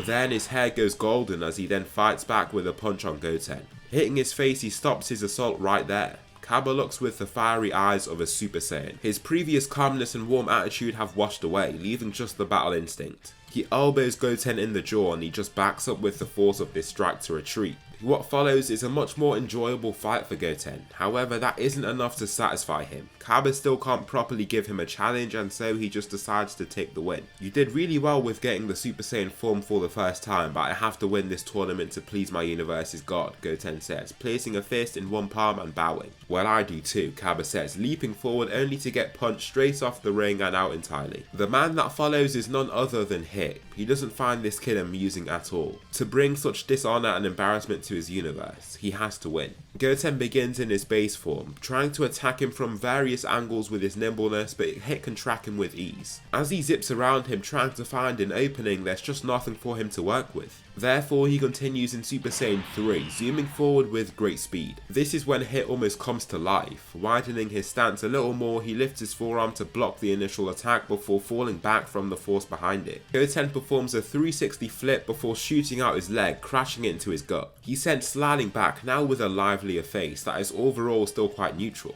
As Goten approaches again, Hit uses his time skip to evade his attack before kicking Goten upwards. The attack throws him right up into the air, sending him flipping around before he gains control of himself to contact the ground more gracefully. After taking another strong punch, Goten takes it up a notch, shocking the gods. Goten uses Super Saiyan God flawlessly. His normal ki is washed away and replaced by the divine God ki. His hair is red and flows gracefully. He looks ready to take on any threat at this point. The small boy clashes with Hit as if they're equal, slamming his forearm into Hit's. They push at each other briefly in the center of the ring before they both disengage. However, this disengagement is only brief. Goten is the first to pounce, forcing Hit to use his time skip. This is what makes things difficult for him. In terms of raw speed, Goten outdoes Hit, but when it comes to managing his time skip, it's just a different story. He isn't that much stronger to the point where Hit's nifty ability is useless. Goku, who has just tagged along as a spectator, can see what is happening though. It's tough, but he can make out where Hit is going to be when he uses that technique. He just hopes that Goten can rise to the occasion and figure it out too. Goten is struggling here, now breathing more intensely as he constantly must put in 100% to try and attack Hit. However, it's still not enough. Hit uses his time skip again, but that's when it clocks for Goten. He can feel Hit's presence behind him and to his left, letting Hit's right straight soar past the left of his head from behind. This gives Goten the perfect opening to swing his body anti-clockwise, thrusting his right leg around in an arching motion. It slams into Hit's gut, and with him also moving forward, he's also pushed himself into the attack, making it that much more powerful. Staggering back unsteadily, Goten then rushes forward explosively, taking him by surprise and also taking the win as he pressures Hit off the ring. The assassin has been taken down, and the entire universe, by what seems to be a child. Ciampa's mouth is wide open as he sees this. Is this kid stronger than those other adults there? I mean, this is something that he just has to assume. Thinking that all of those other Universe 7 mortals are stronger than this kid is just too humiliating for his mind to even consider. With this, Beerus proudly takes the win over his brother, and the other Saiyans are pleased to see Goten do so well in this tournament. As they return, the other kids can see that Goten now has Super Saiyan God. After seeing this, they all demand that the ritual be used on them. However, Vegeta explains that he didn't need such a ritual to unlock the form. Instead, they are allowed to come with them for a limited time to learn from Whis the Angel. It isn't long before the kids start adapting to this new training environment and even unlock God Ki for themselves. They feel elated to have this massive boost in power, but Goten is quite bummed out that Gohan wasn't here for this. I mean, some of the kids, particularly Trunks and Raditz Jr., see him as wasted potential. However, Goku and Gohan reiterate to them that he just wasn't the battle type. He was good at it but didn't enjoy hurting people. Back on Earth, Trunks arrives after just about escaping from the godlike threat, Goten Black. He is left with tattered, ripped clothing and a heavily injured body. Upon hearing of this, Whis receives a direct message from Bulma about what's happening. Goku here doesn't need anybody to power up on Earth to get a lock on it. He can already feel the planet's life clearly. Therefore, they all hold on to him and they arrive on Earth. However, Goku performs another swift teleportation to get them in the right place. His first transmission only got him to the planet, it didn't get him specifically to Capsule Corp. Trunks, upon seeing Goten's fate, reacts far more emotionally than he did in canon. His shout is truly vehement as he rushes in to try and attack him. However, Gohan slips his punch rather easily and he just comes crashing back down to the ground. What even happened with him? Goten wonders, shocked by a sudden outburst. Trunks then calms once he realizes that he's made it to the present and explains to them what's been happening. Goten is on the loose, with somebody else having taken his body. After watching how he performed on Godtube in the Tournament of Destroyers, Zamasu knew he needed that power to realize his world without mortals. Using the Super Dragon Balls, that is exactly what he did, but he managed to acquire a more adult version of his body, giving him extra power and a better frame to work with. Eager to test this fighter, the Saiyans all depart and head to the future to see what's happening. They meet Goten Black with a new hairstyle that gives him quite a unique look. The first to step up to the plate here are the kids. All four of them raised in a line, all powering up into Super Saiyan and making their stances. Taking somebody's body won't just make you stronger, the real Goten explains. Why not? I reign in this timeline, nobody can test me, not even any of you, Goten Black claims. Let's see about that, Trunks says, beginning the fight with a speedy advance. The other kids follow closely behind him, closing the gap. All four of them swarm Goten Black, with Trunks charging forward to land the first strike. It's a clean hit and sends Goten Black flying back. Right after this, Trunks follows up with his Super Tree Cannon. The attack is now so strong that it's on par with his father's Final Flash. The golden beam of energy slams straight into Goten Black, also sending him further into the ground. There's a large explosion and a thick dark cloud of smoke emitting from the impact point. Goten Black doesn't remain down for long though, springing right out of the debris to charge back toward the kids. He extends his whole body, throwing his fist into Trunks' gut. The next warrior to take on the challenge is Raditz Jr. He slams into his back, then swoops around to kick the larger fighter in his face. However, he smiles after taking that hit and lands a clean snappy elbow before driving the sole of his shoe into Raditz Jr.'s chest. He is propelled back like an arrow, leaving the other two for him to deal with. Goten Black is already growing and has grown past all these fighters in mere minutes. Therefore, they take things up a notch and go into Super Saiyan 3. With immediate 8 times multipliers, the tides of the battle turn yet again. Goten Black just grows past this. After a while, he ascends into basic Super Saiyan himself, giving him a rather large boost in power. This gives him immediate domination over his opponents. Snapper Jr. uses his father's Bomber DX attack, swinging his hand down only to see that almost nothing happens. Goten Black swiftly dismantles him, then kicks Trunks down into a building. Goten latches onto him, almost trying to play Nappa Jr.'s usual game of overpowering his opponent. He's even slightly stronger than Nappa Jr., but it's not enough and he's thrown away too.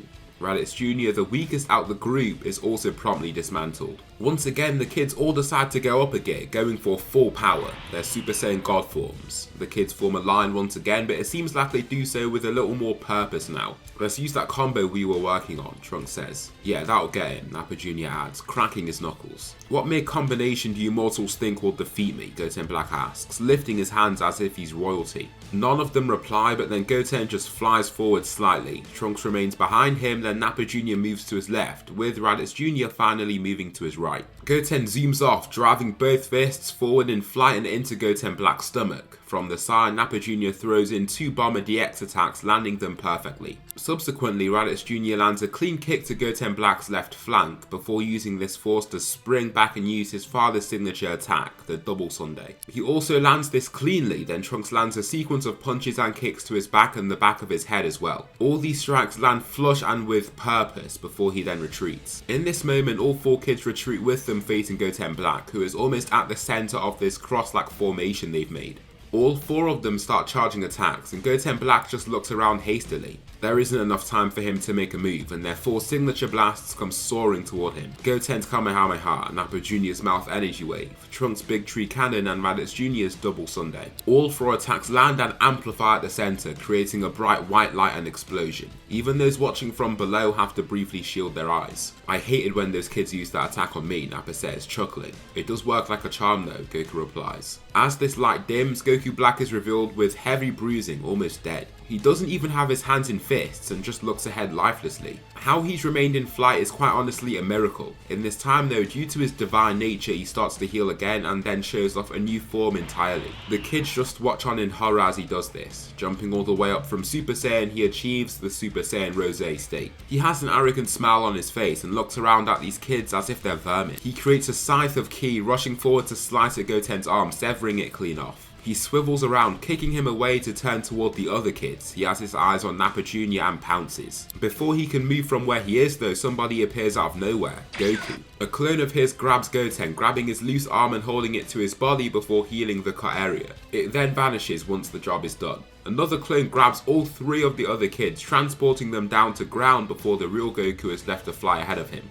You fought well, but you took it too far, Goku states. You think you're the voice of reason here, mortal. I do as I please, your input means nothing, Goten Black claims. He confidently races toward Goku, who just slips past this incoming attack like it's nothing. He performs a few swift flips to retreat, with this all being done in his base form. Goten Black looks a little spooked by his sudden movement and his immense speed. He looks like a Saiyan, so how could he just move like that without using any sort of transformation? It's not even like Goku is using UI Omen and making himself look like he hasn't transformed. He also isn't even using the Ultra Instinct technique in his base form, it's just his plain old base. Goten Black stabs forward with his ki scythe, only to see Goku retreat and evade rather easily. Another swing comes hurtling toward him, but he dips under it, then throws a swift combination of what he perceives as light strikes. However, as he lands them, he breaks at least 2 bones in Goten's black body with each hit. Once he's finished, he just coughs out blood and feels like his body has almost crumpled in a sense. Goku then dashes forward, landing a clean strike to his chest that has quite a bit more force in it.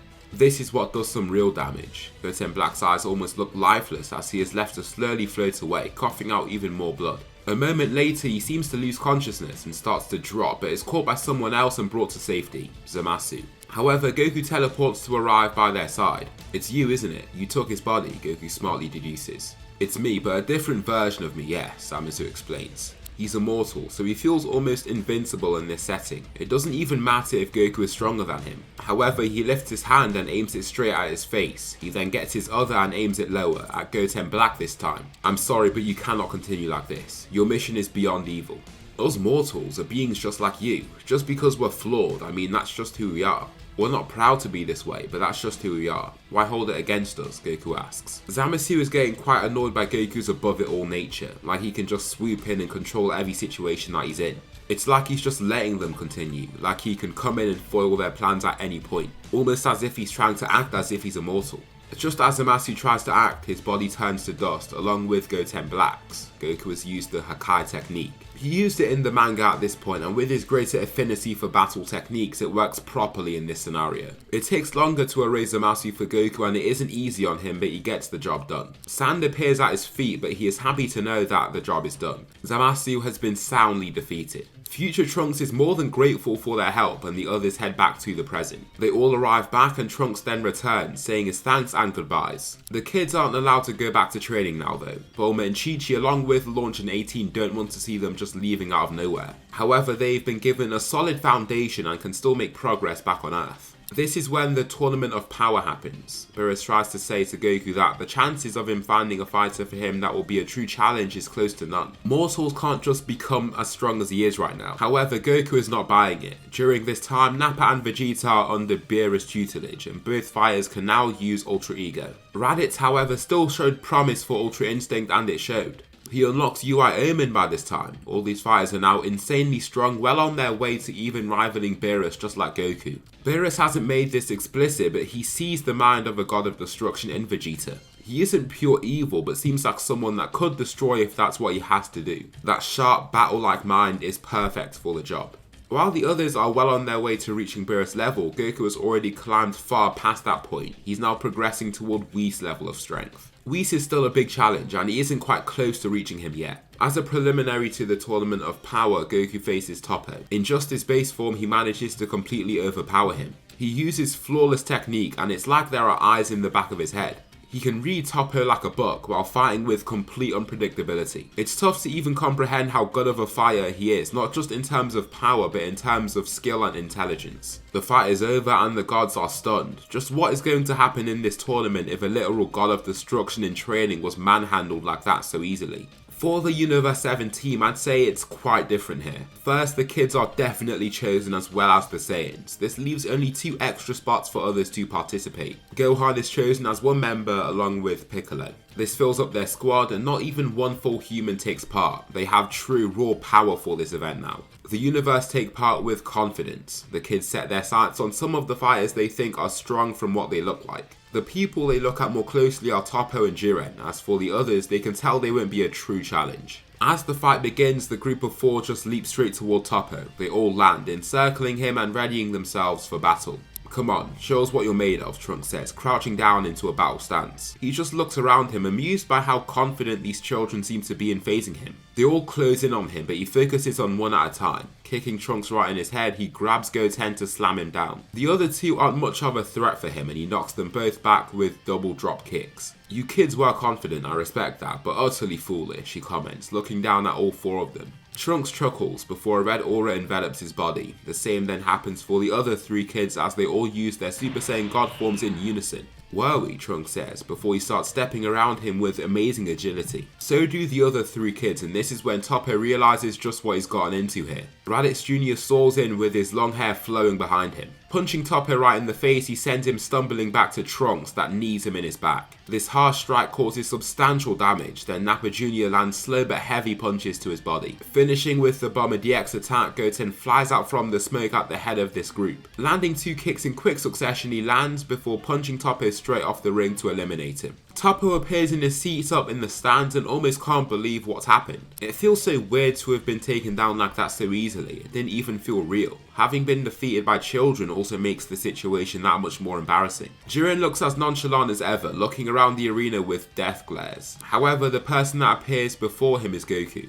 "Are you strong?" Goku asks, almost in an unbelieving tone. During this tournament, he has found absolutely no one to even make him think of trying. There just isn't any challenge. It's made him lose motivation, but he remembered talk about this guy and he just saw him defeat Hit, the strongest fighter that he's seen come out of Universe 6. Therefore, he has high hopes. Jiren doesn't reply but instead gives a response with his advancement. Punching Goku in the face, he makes no movement and Goku looks so bummed out, it turns out that he isn't strong after all. Landing a quick punch to his gut, Jiren coughs blood before stumbling to the ground. At first, Jiren can't just accept this defeat and springs back up, advancing again. However, Goku slips past both of his straight shots, pivoting to exit range with fluidity. More desperate to land his 3rd punch, Goku cocks his body back while shooting out his leg for a kick in the same motion. Since his leg is so much longer than Jiren's arm, he connects while Jiren's fist is inches from reaching his face. He ends up kicking Jiren far back and has so much force behind such kick that he destroys part of the arena, also eliminating Jiren. After Toppo and Jiren are gone from the tournament, dealing with everyone else here isn't that hard.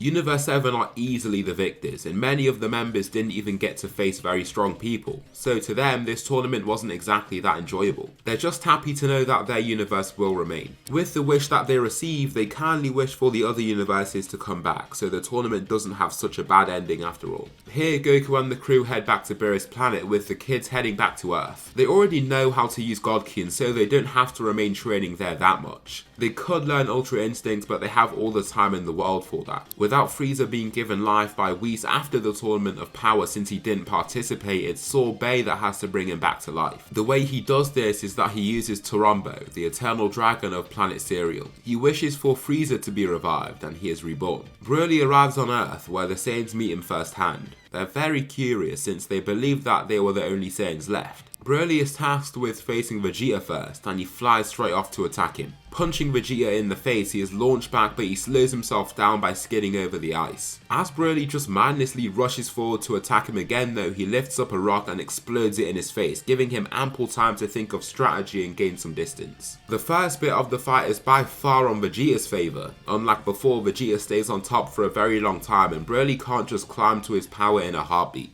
Broly leaps up to punch a flying Vegeta, but he evades, leaving the hulking brute to crash into a mountain. Vegeta flies off, leaving him there, then he shoots out this debris to head back toward him. 2 punches head his way, but he evades them both, landing a whipping right strike to Broly's jaw to send him. This is already when Broly starts to lose control. He can feel his mind going haywire, and the device used by Paragus to keep him in control is broken. He then begins using his Akari form, and his mind has fallen subject to its brutish instincts. He wildly swings at Vegeta with ferocity, even managing to catch him with one hit. Striking him straight in the face, his knuckles send Vegeta's head right into the ground. This powerful hit makes the ground crack, then he follows with various more attacks that Vegeta hides behind his block to take. As each punch lands, the ground quakes and begins cracking around. Cracks scurry out from this point of impact, but Vegeta powers up into Super Saiyan and shoots him off. As he raises, the gap between him and Broly becomes even more apparent, and unlike before, it's not a gap that he can easily bridge. Broly fights without a sense of training, it's just raw power. After fighting people like Beerus and Goku, Vegeta has learned to harness every bit of strength that he can. He needs maximum efficiency. It's clear that he was a threat to begin with, but he can't properly fight. Broly shouts and almost throws himself toward Vegeta, which lets him just grab him and swerve him out the way with ease. He is sent crashing into the ice, and Vegeta just slowly walks after him. Slowly lifting, Broly shouts to the sky, firing off his green ki with his rage. Frieza, watching on, is certainly dissatisfied with what's happening here. He came here to see Broly defeat these people, not just fight and look like a mindless beast. His power's not even high enough to make his style of fighting valid. Therefore, he decides to look toward Paragus, aiming a laser beam at him. He fires off this death beam, but Goku appears and flicks it out of the way, like he did in canon in the Resurrection F saga. "What do you think you're doing?" Goku asks, annoyed. Frieza looks totally startled upon seeing this and has basically no words whatsoever. What could he really say here anyway? Vegeta finds this fight quite interesting though, and wants to even see more from it himself. Now in Super Saiyan 3, he grabs Broly and grabs him by the neck. "Your father will die if you do not defeat me. You've shown me only weakness, and he will be my revenge for you leaving me so disappointed," Vegeta shouts. The others below are shocked by his comment, since they believe that Vegeta left that life behind. He has, but he's just doing this to get something out of Broly. He shouts and blasts Vegeta back with his power-up, Super Saiyan. Not only does he have a 5 times multiplier, he is much more powerful after fighting and learning from what he's done. Vegeta consistently strikes him, but can see that he won't be easy to hurt now. He takes a wound up elbow to his nose, followed by a front kick to the chest that throws him off his feet. He performs a swift backflip to get back to his own 2 feet though. As Broly advances, Vegeta calmly excels, slipping past a punch aimed at his face. His earring jingles from the strong waves of air that blast past his face, but he remains calm and a soothing red aura begins to emanate from him. Super Saiyan God. As he continues to fight in this form, he is by far the superior. Even Super Saiyan Broly will have to spend a lot of time growing to reach him, but Vegeta won't let that happen. He's had his fun. "You are an interesting fighter. Your potential is endless," Vegeta says, evading a hook at his face to then tap Broly on his neck. This tap has some great force to it, making him disoriented, then knocking him out. Broly has been defeated. Vegeta could have let things carry on, but he knows Broly couldn't reach his true power, Ultra Ego. Instead, they can train him, teaching him to hone that strength that he has so that they can gain a formidable ally and friend. Frieza is sent off the planet and Broly is left with them to train. Paragus is also alive to see this unfold. After this arc, there is the escape of Moro from prison. As Goku is meditating all the way on Earth, he starts trying to practice his extreme range sensing. It feels nice and he finds the planet of Namek faintly. It's just a blur of ki, but he can feel the energy of the Namekian life there. Next, he feels the emptiness of space, which is then followed by this looming darkness. He focuses on it and a sweat bead trickles down his face as he does so. Seconds later, he snaps out of it and wonders just what that was. A black hole, a demon. The level of concentrated darkness was like evil if it was a being, evil incarnate. Shortly after, he can also feel another signature heading down to Earth. To check this out, he teleports and just appears inside the ship that Meris used to head to Earth.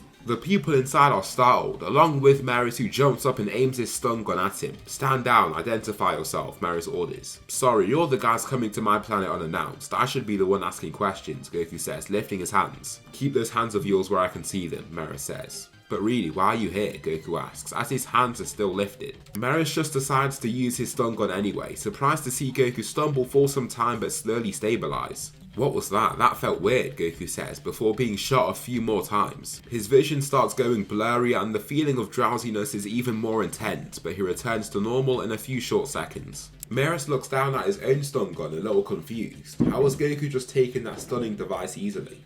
"Stop, I'm not a threat. I've just never sensed any of your ki and I want to know what you guys have come down here for," Goku explains. Meris decides to play his game, since after further consideration it seems like this person really isn't a threat. He states that somebody has escaped from jail, and Goku says that he knows exactly who he's talking about. He felt their power, a dark aura, like a black flame.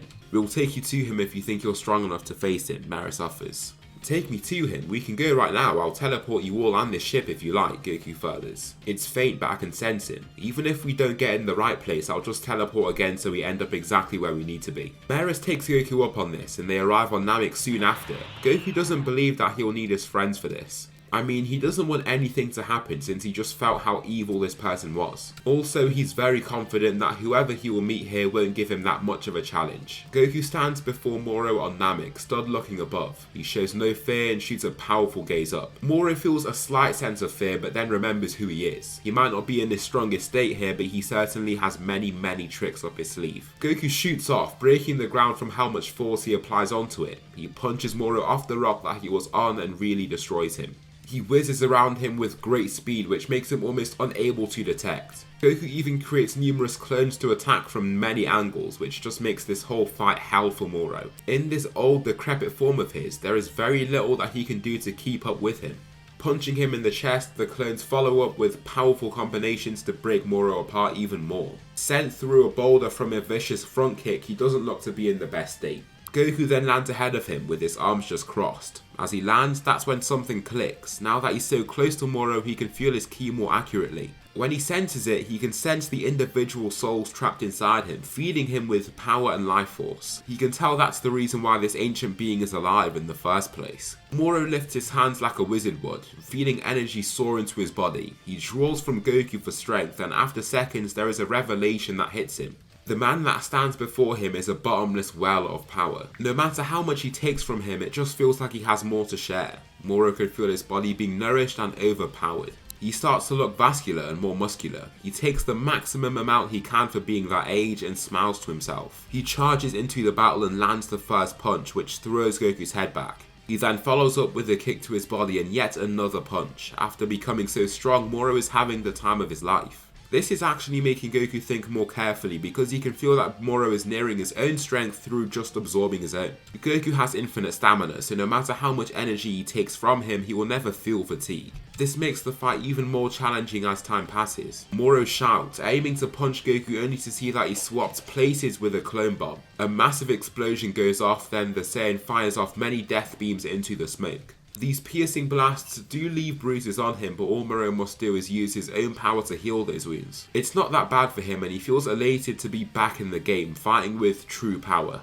However, Goku hasn't resorted to any of his transformations at all. The fight is most certainly still in his hands. He's just playing around to see how far he can go with his nifty abilities. Swarming Moro with tens of clone bombs, they eventually are dismantled since Moro is just more powerful than all of them. As they all disappear, Moro locks eyes with Goku, cracking his knuckles with utter confidence. It won't be long before this threat is gone though. He taps him in the solar plexus with a straight punch and Moro is confused at first. Moro just feels a sense of weakness wash over him. This is because the soul is freed from Moro's grasp. Goku then fires off with numerous light but swift taps, resorting to the Yardratian technique of Force Spirit Fission. He didn't know that this would work, but he can see Moro's body getting weaker and frailer with each strike. The force that he used to keep himself alive is dwindling, and now his body just can't take it. After Goku's last strike, Moro is left to stumble back and just falls onto the ground, passing away. Moro has been defeated and Goku didn't even need to transform. Goku returns to Beerus' planet and tries to hide what he's been up to not annoy his friends. However, he has to just own up to facing a pretty strong threat and not letting them have a go at facing him. He does explain that he did have to defeat him as quickly as possible, since he wasn't exactly a great guy. Judging from the darkness within him, he was totally unpredictable. Raditz and Nappa are willing to take his word for it, but Vegeta is not having it. If there's another threat, Goku is definitely sitting out of it. After seeing Broly's Akari form, it takes a solid hour of Goku trying before the form is his as well. Whis has to be there to keep Goku in control because as soon as he transforms, he has the mind of an Uzaru and has to be contained. However, when he uses it more, he starts gaining more control until he feels like himself and is just a little on edge. Beyond just being curious and wanting to learn this technique, he also has an idea of combining it with something to create an even stronger form. All of these trainees have found that they've hit another plateau. Nothing seems to come after Ultra Instinct or Ultra Ego, and they hate being given limiters like these. Anyway, Granola on planet Cereal summons Torombo and wishes to become the strongest mortal in the universe. Torombo even gives Granola advice about his wish that this might take all of his life force to complete. Granola is surprised by this statement. Just who would he be stronger than to make it require all of his life force? However, he agrees and manages to survive. Once he gets this power and the special abilities, he is extremely surprised at what he receives. The power he has is unlike anything he's felt before. I mean, he's already surpassed Beerus, and with such strength in the form of ordinary ki and not God ki, even Goku can feel it. There's a really strong threat out there somewhere, Goku reveals. Who is it? Vegeta asks, cracking his knuckles. I don't know, Goku says. Unlike with Moro, he can't sense any evil and so chooses to just leave it. There's no need for him to do anything about it for now. This is when the Heaters then choose to direct them to what's going on. This is what they do and the 4 Saiyans arrive on planet Cereal. Looking around for where Granola could be, a specific powerful ki blast slams into Goku's neck. The attack makes him quite hurt and very surprised. Whilst he is surprised, the other Saiyans here are horrified. If Goku has been hurt so badly by this fire, what's going to happen to them? The answer to that question is nothing nice at all. Goku decides to shield them with what seems to be like 50 clones. They form a sphere, and this is more clones than Goku has ever had to resort to using at once. This gives them time to look through the gaps between these clones while being shielded from any incoming blasts. These blasts start to shoot out these clones, opening up gaps in this makeshift sphere of clones and letting some blasts get through. However, Goku continues creating even more clones to cover these holes as they continue to strategize. Once Granola reveals himself, the clones are removed and Vegeta flies ahead of Goku. You beat that goat man you were talking about before, so we'll take it from here, Vegeta says, with Nappa and Raditz flying forward with him. Nappa also has a golden ring on his ear, but Raditz instead has Whi's signature symbol on his now sleeker Saiyan armor. The 3 fighters advance together, swarming around Granola who remains still in flight and seemingly calm. Nappa hurls down 2 fists, but Granola just elegantly slips forward and throws a punch at Raditz in the process. He manages to use Ultra Instinct in his base form, but it's incomplete. He can't evade the punch and is still clipped by his outer knuckles. As for Vegeta, he lands a clean punch onto one of his vital points, causing some serious damage. All 3 warriors retreat upon seeing this happen and have to think about this fight differently. If this guy managed to hurt Goku in his base form, it wouldn't be smart for them to continue in their ordinary states. Therefore, they up the gears to their final forms. There's no need for waiting around. They power up simultaneously, showing off the powers that they've been cultivating all this time. Vegeta's purple hair is revealed in Ultra Ego, and Nappa grows a longer purple beard as he attains this form too. Raditz's long luscious hair turns a gleaming silver as he begins using Master Ultra Instinct. All 3 fighters then advance, with Raditz looking far calmer whilst Nappa and Vegeta advance with more rage and bloodlust. Granola easily evades Vegeta's incoming strike, then falls under Nappa's incoming Bomber DX. As he descends, Raditz takes him on and throws a sequence of attacks that just never land. No matter how fast they are, Granola is just that much faster. He swivels over another attack and starts fighting back. Landing punches to their vital points is unlike anything they've ever seen or felt. No, it isn't unlike anything they've ever seen. Granola seems to be a lot like Goku as they face him. Nappa latches onto Granola and tries to overpower him using raw strength. At first it looks like he might be doing just that, but it's all a game to Granola. He just lets him do this and throws him back before nearly knocking him out with a brutal combination aimed at many of his vital points. Nappa is left to float back, dazed from the level of damage that he's been forced to take. His eyes look lifeless and Vegeta whizzes past him to try and do what Nappa could not. However, even with Raditz to aid him when things get tough, there is little that he can do. The 2 warriors cock back their fists, trying to hit him at the same time only to get nearly knocked out with punches to their necks. As they slowly fall back, just like Nappa did, clones of Goku appear to heal them. Continue fighting, Goku urges them as the clones fade. After this, their bodies have grown stronger, and with the frame of Ultra Ego, Nappa and Vegeta have grown even further. The 2 Ultra Ego users burst out into a powerful charging of ki. Even after this power up, the gap between them and Granola is just too much. He did wish to become the strongest in the whole universe. That places him above Beerus and even Goku when he uses MUI.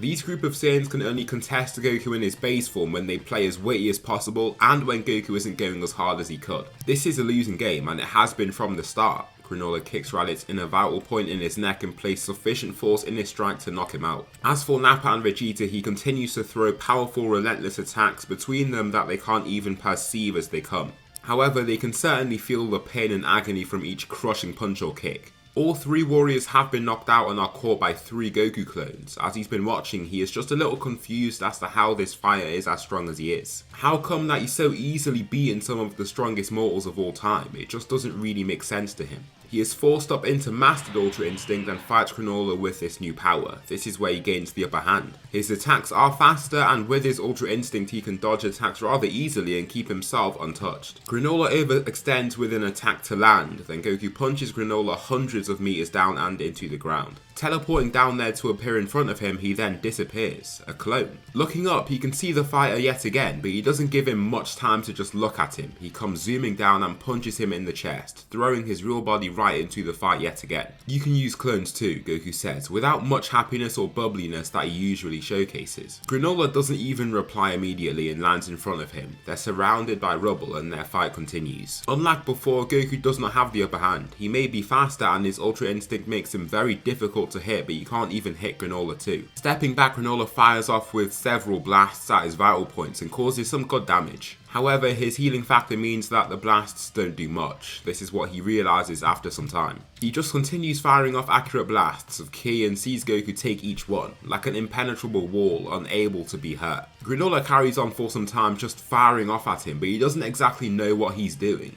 During this time, Goku is letting him do this because he's just thinking about how he can come out on top in this battle. After becoming so strong, when he loses, he feels desperate to win. Here he is using all of his brain power and battle intelligence to try and get a one-up on Granola. These beams of ki, when causing sufficient damage, will boost his power in the form of a Zenkai. After the blasts are done, Goku calmly exhales when feeling this new power. "What are you?" Granola blurts out, confused by his stone-hard body. He begins to power up, entering his Ikari state. Looking largely similar, there are still some changes, like his hair looking wilder and his body now becoming far more muscular. However, he reaches further. Continuing to reach for more power, his aura flashes with gleaming flashy green energy. His silver eyes then turn to yellow and his hair starts lifting in different areas. He starts looking far more vascular and it looks like he's struggling. This is because he's trying very hard to do something he's never done before. He saw how strong Granola was and it reminds him of his first fight with Beerus, that need for strength. The ground cracks and quakes from his strength and Granola looks on incredulously. After wishing to become the strongest in the universe, he felt like that would remain the dynamic. However, here he can see that that is not the case. The tides are soon to turn.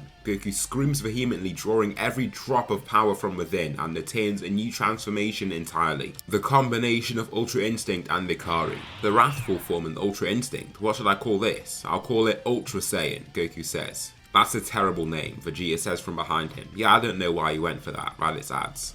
Goku's new form looks sleek, but his new buff, bodybuilder-esque frame makes him look that much more terrifying. Granola wished to be the strongest in the universe. He believes his title is still his. Flying straight at him, he aims for one of his vital points and feels like he'll land perfectly. I mean, he has throughout the fight, so what's gonna change here? However, Goku swiftly slips past his attack, kicking him in the chest in this same motion. The strike breaks one of his ribs while he ends up hitting one of his vital points. "I saw you hitting these areas in our body, so I hit that same part of yours. I wonder how you do that," Goku says as Granola stumbles down to a knee, bleeding out his mouth. As Goku looks to attack him again, Mutaito makes himself known. The fight is ended after Mutaito shows that Granola shouldn't be fighting these Saiyans. Goku's father, Barlock, is the reason that he's alive after all.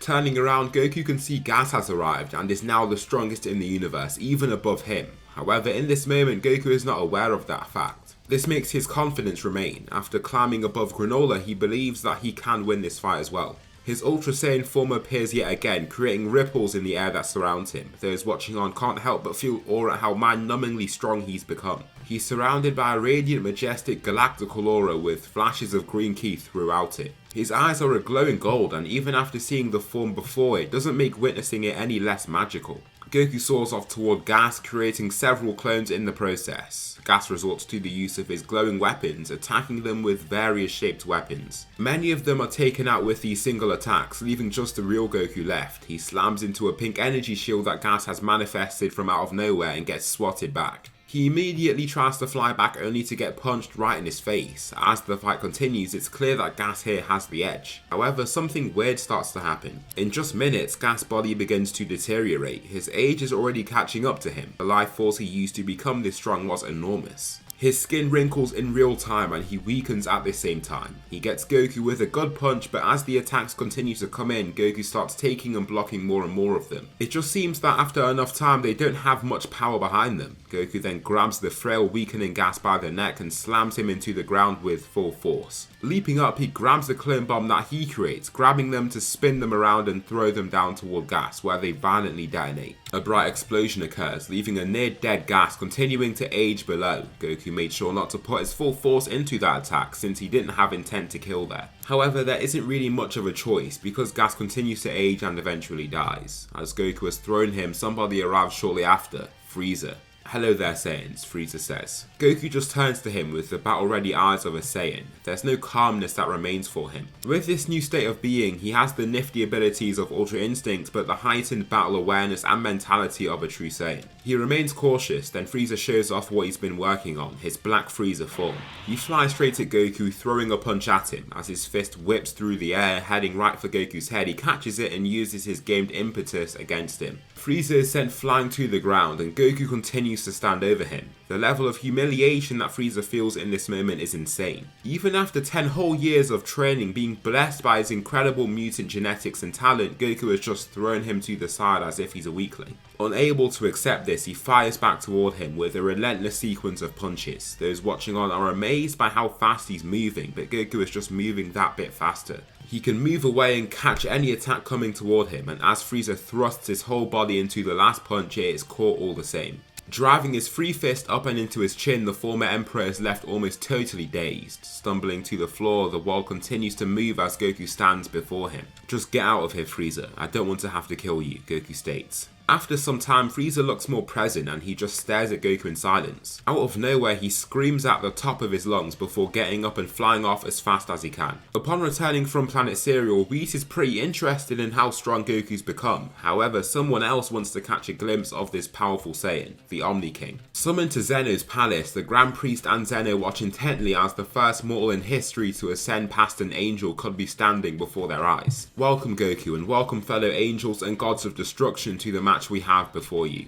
A little different to the Tournament of Power that was hosted previously, we have a mortal claiming to have surpassed the power of the angels, Goku, the Grand Priest states. Many shocked expressions come from the summoned crowd, with Champa grunting upon hearing this. Most of the gods of destruction are just too stunned to speak. Just like how Toriyama stated, the gods of destruction know that the gap between them and any other mortal is smaller than the gap between themselves and their respective angels. This just makes his feat even more impressive. It's also a little daunting and terrifying to know that this mortal is that much stronger than them. This will be a spar of unlimited time. The first to yield or be knocked out will be the loser, and the other will claim victory over them. May the match begin. Goku immediately starts with his power up. He knows Whis all too well and does not want to mess around here. His power continues to grow until he reaches his Ultra Saiyan form. Those watching are in awe and the fight now begins. Whis swivels around his staff as Goku runs toward him before aiming it forward. Stabbing it forward like a spear, Goku slips past his initial attack and uses the momentum from his approach to punch Whis right in the face. It's a great punch and lands cleanly. This clean strike draws cheers and gasps from the crowd, but Whis won't be that easy to defeat.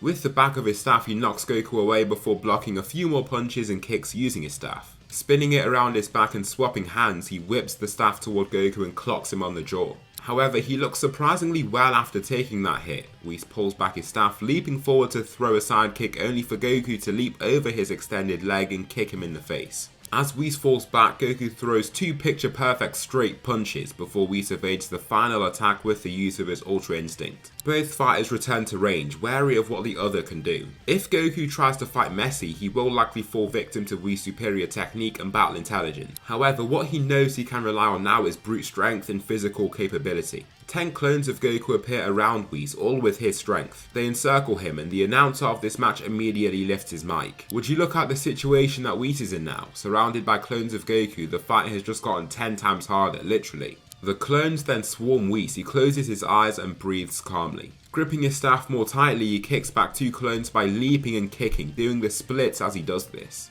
As he lands, his Ultra Instinct does him well as he can attack while relying on his body to perform the defense for him. As he keeps knocking back these clones though, they're not going anywhere. It's not like the weaker clones that Goku used to create before. They can really take hits now. As Whis thrusts the end of his staff into a clone, it detonates and throws him back. As for the other clones, many of them latch onto him and explode, with some of them flying right into him to deal more damage due to their kinetic energy. After the explosions, Whis looks quite weak and has ripped, burned clothing. Lifting himself by resting on his staff, he starts showing off his true power. Something a mortal has never seen before. Surrounded by the Ultra Instinct aura, it gives him quite the defining look. As the fight continues, Whis shows off greater speed and power. Goku must work significantly harder to keep him at bay, but the dynamics remain. Goku is physically superior to Whis. Grabbing his staff and parrying it, Goku kicks Whis in the side before getting hit in the cheek by the lower end of the staff. As he falls back, Goku thinks up of a strategy and smirks as he comes up with it. Whis swivels around his staff awaiting his advance, and Goku does so with confidence. He grows and grows quite large, towering over every spectator. He reaches more than 80 meters tall with his gigantification ability and throws down his arms toward Whis. Lifting up his staff, he pushes back the two fists using his weapon. However, he then sees two clones whiz under these two enlarged fists. As his two arms are lifted and with practically no time to react, the fight is over. They both punch him simultaneously in the face, sending him sliding over the floor. His staff is thrown straight out of his hands and he is left unconscious for a brief moment. The crowd around Goku break into vehement cheers, as even if they were rooting for Whis, are amazed at what he's just done. He just beat an actual angel, immortal now in the domain of the angels themselves. Beerus, who has been watching this, is more than surprised at how Goku managed to come out on top. "You did well, kid, you did well," Beerus says, tapping him on his shoulder with a nod of respect. As much as he hates Goku for growing so far past him and basically humiliating him by doing so, it's a great moment nonetheless. "Goku, I must congratulate you for what you have done today. However, it seems that you've grown past your master. Would you like me to give you a few tips?" the Grand Priest asks. Goku's eyes almost light up as he says this. Of course. So that will conclude What If Goku Was a Forbidden Saiyan. I hope you enjoyed this what if and a little longer video to close it off. It would have just felt awkward breaking this up into two really short videos, so I decided to bunch it up into one really long one for you guys. Please tell me something you liked about this video or something that I should improve on for the next one. Thanks so much for watching and I'll see you in the next video.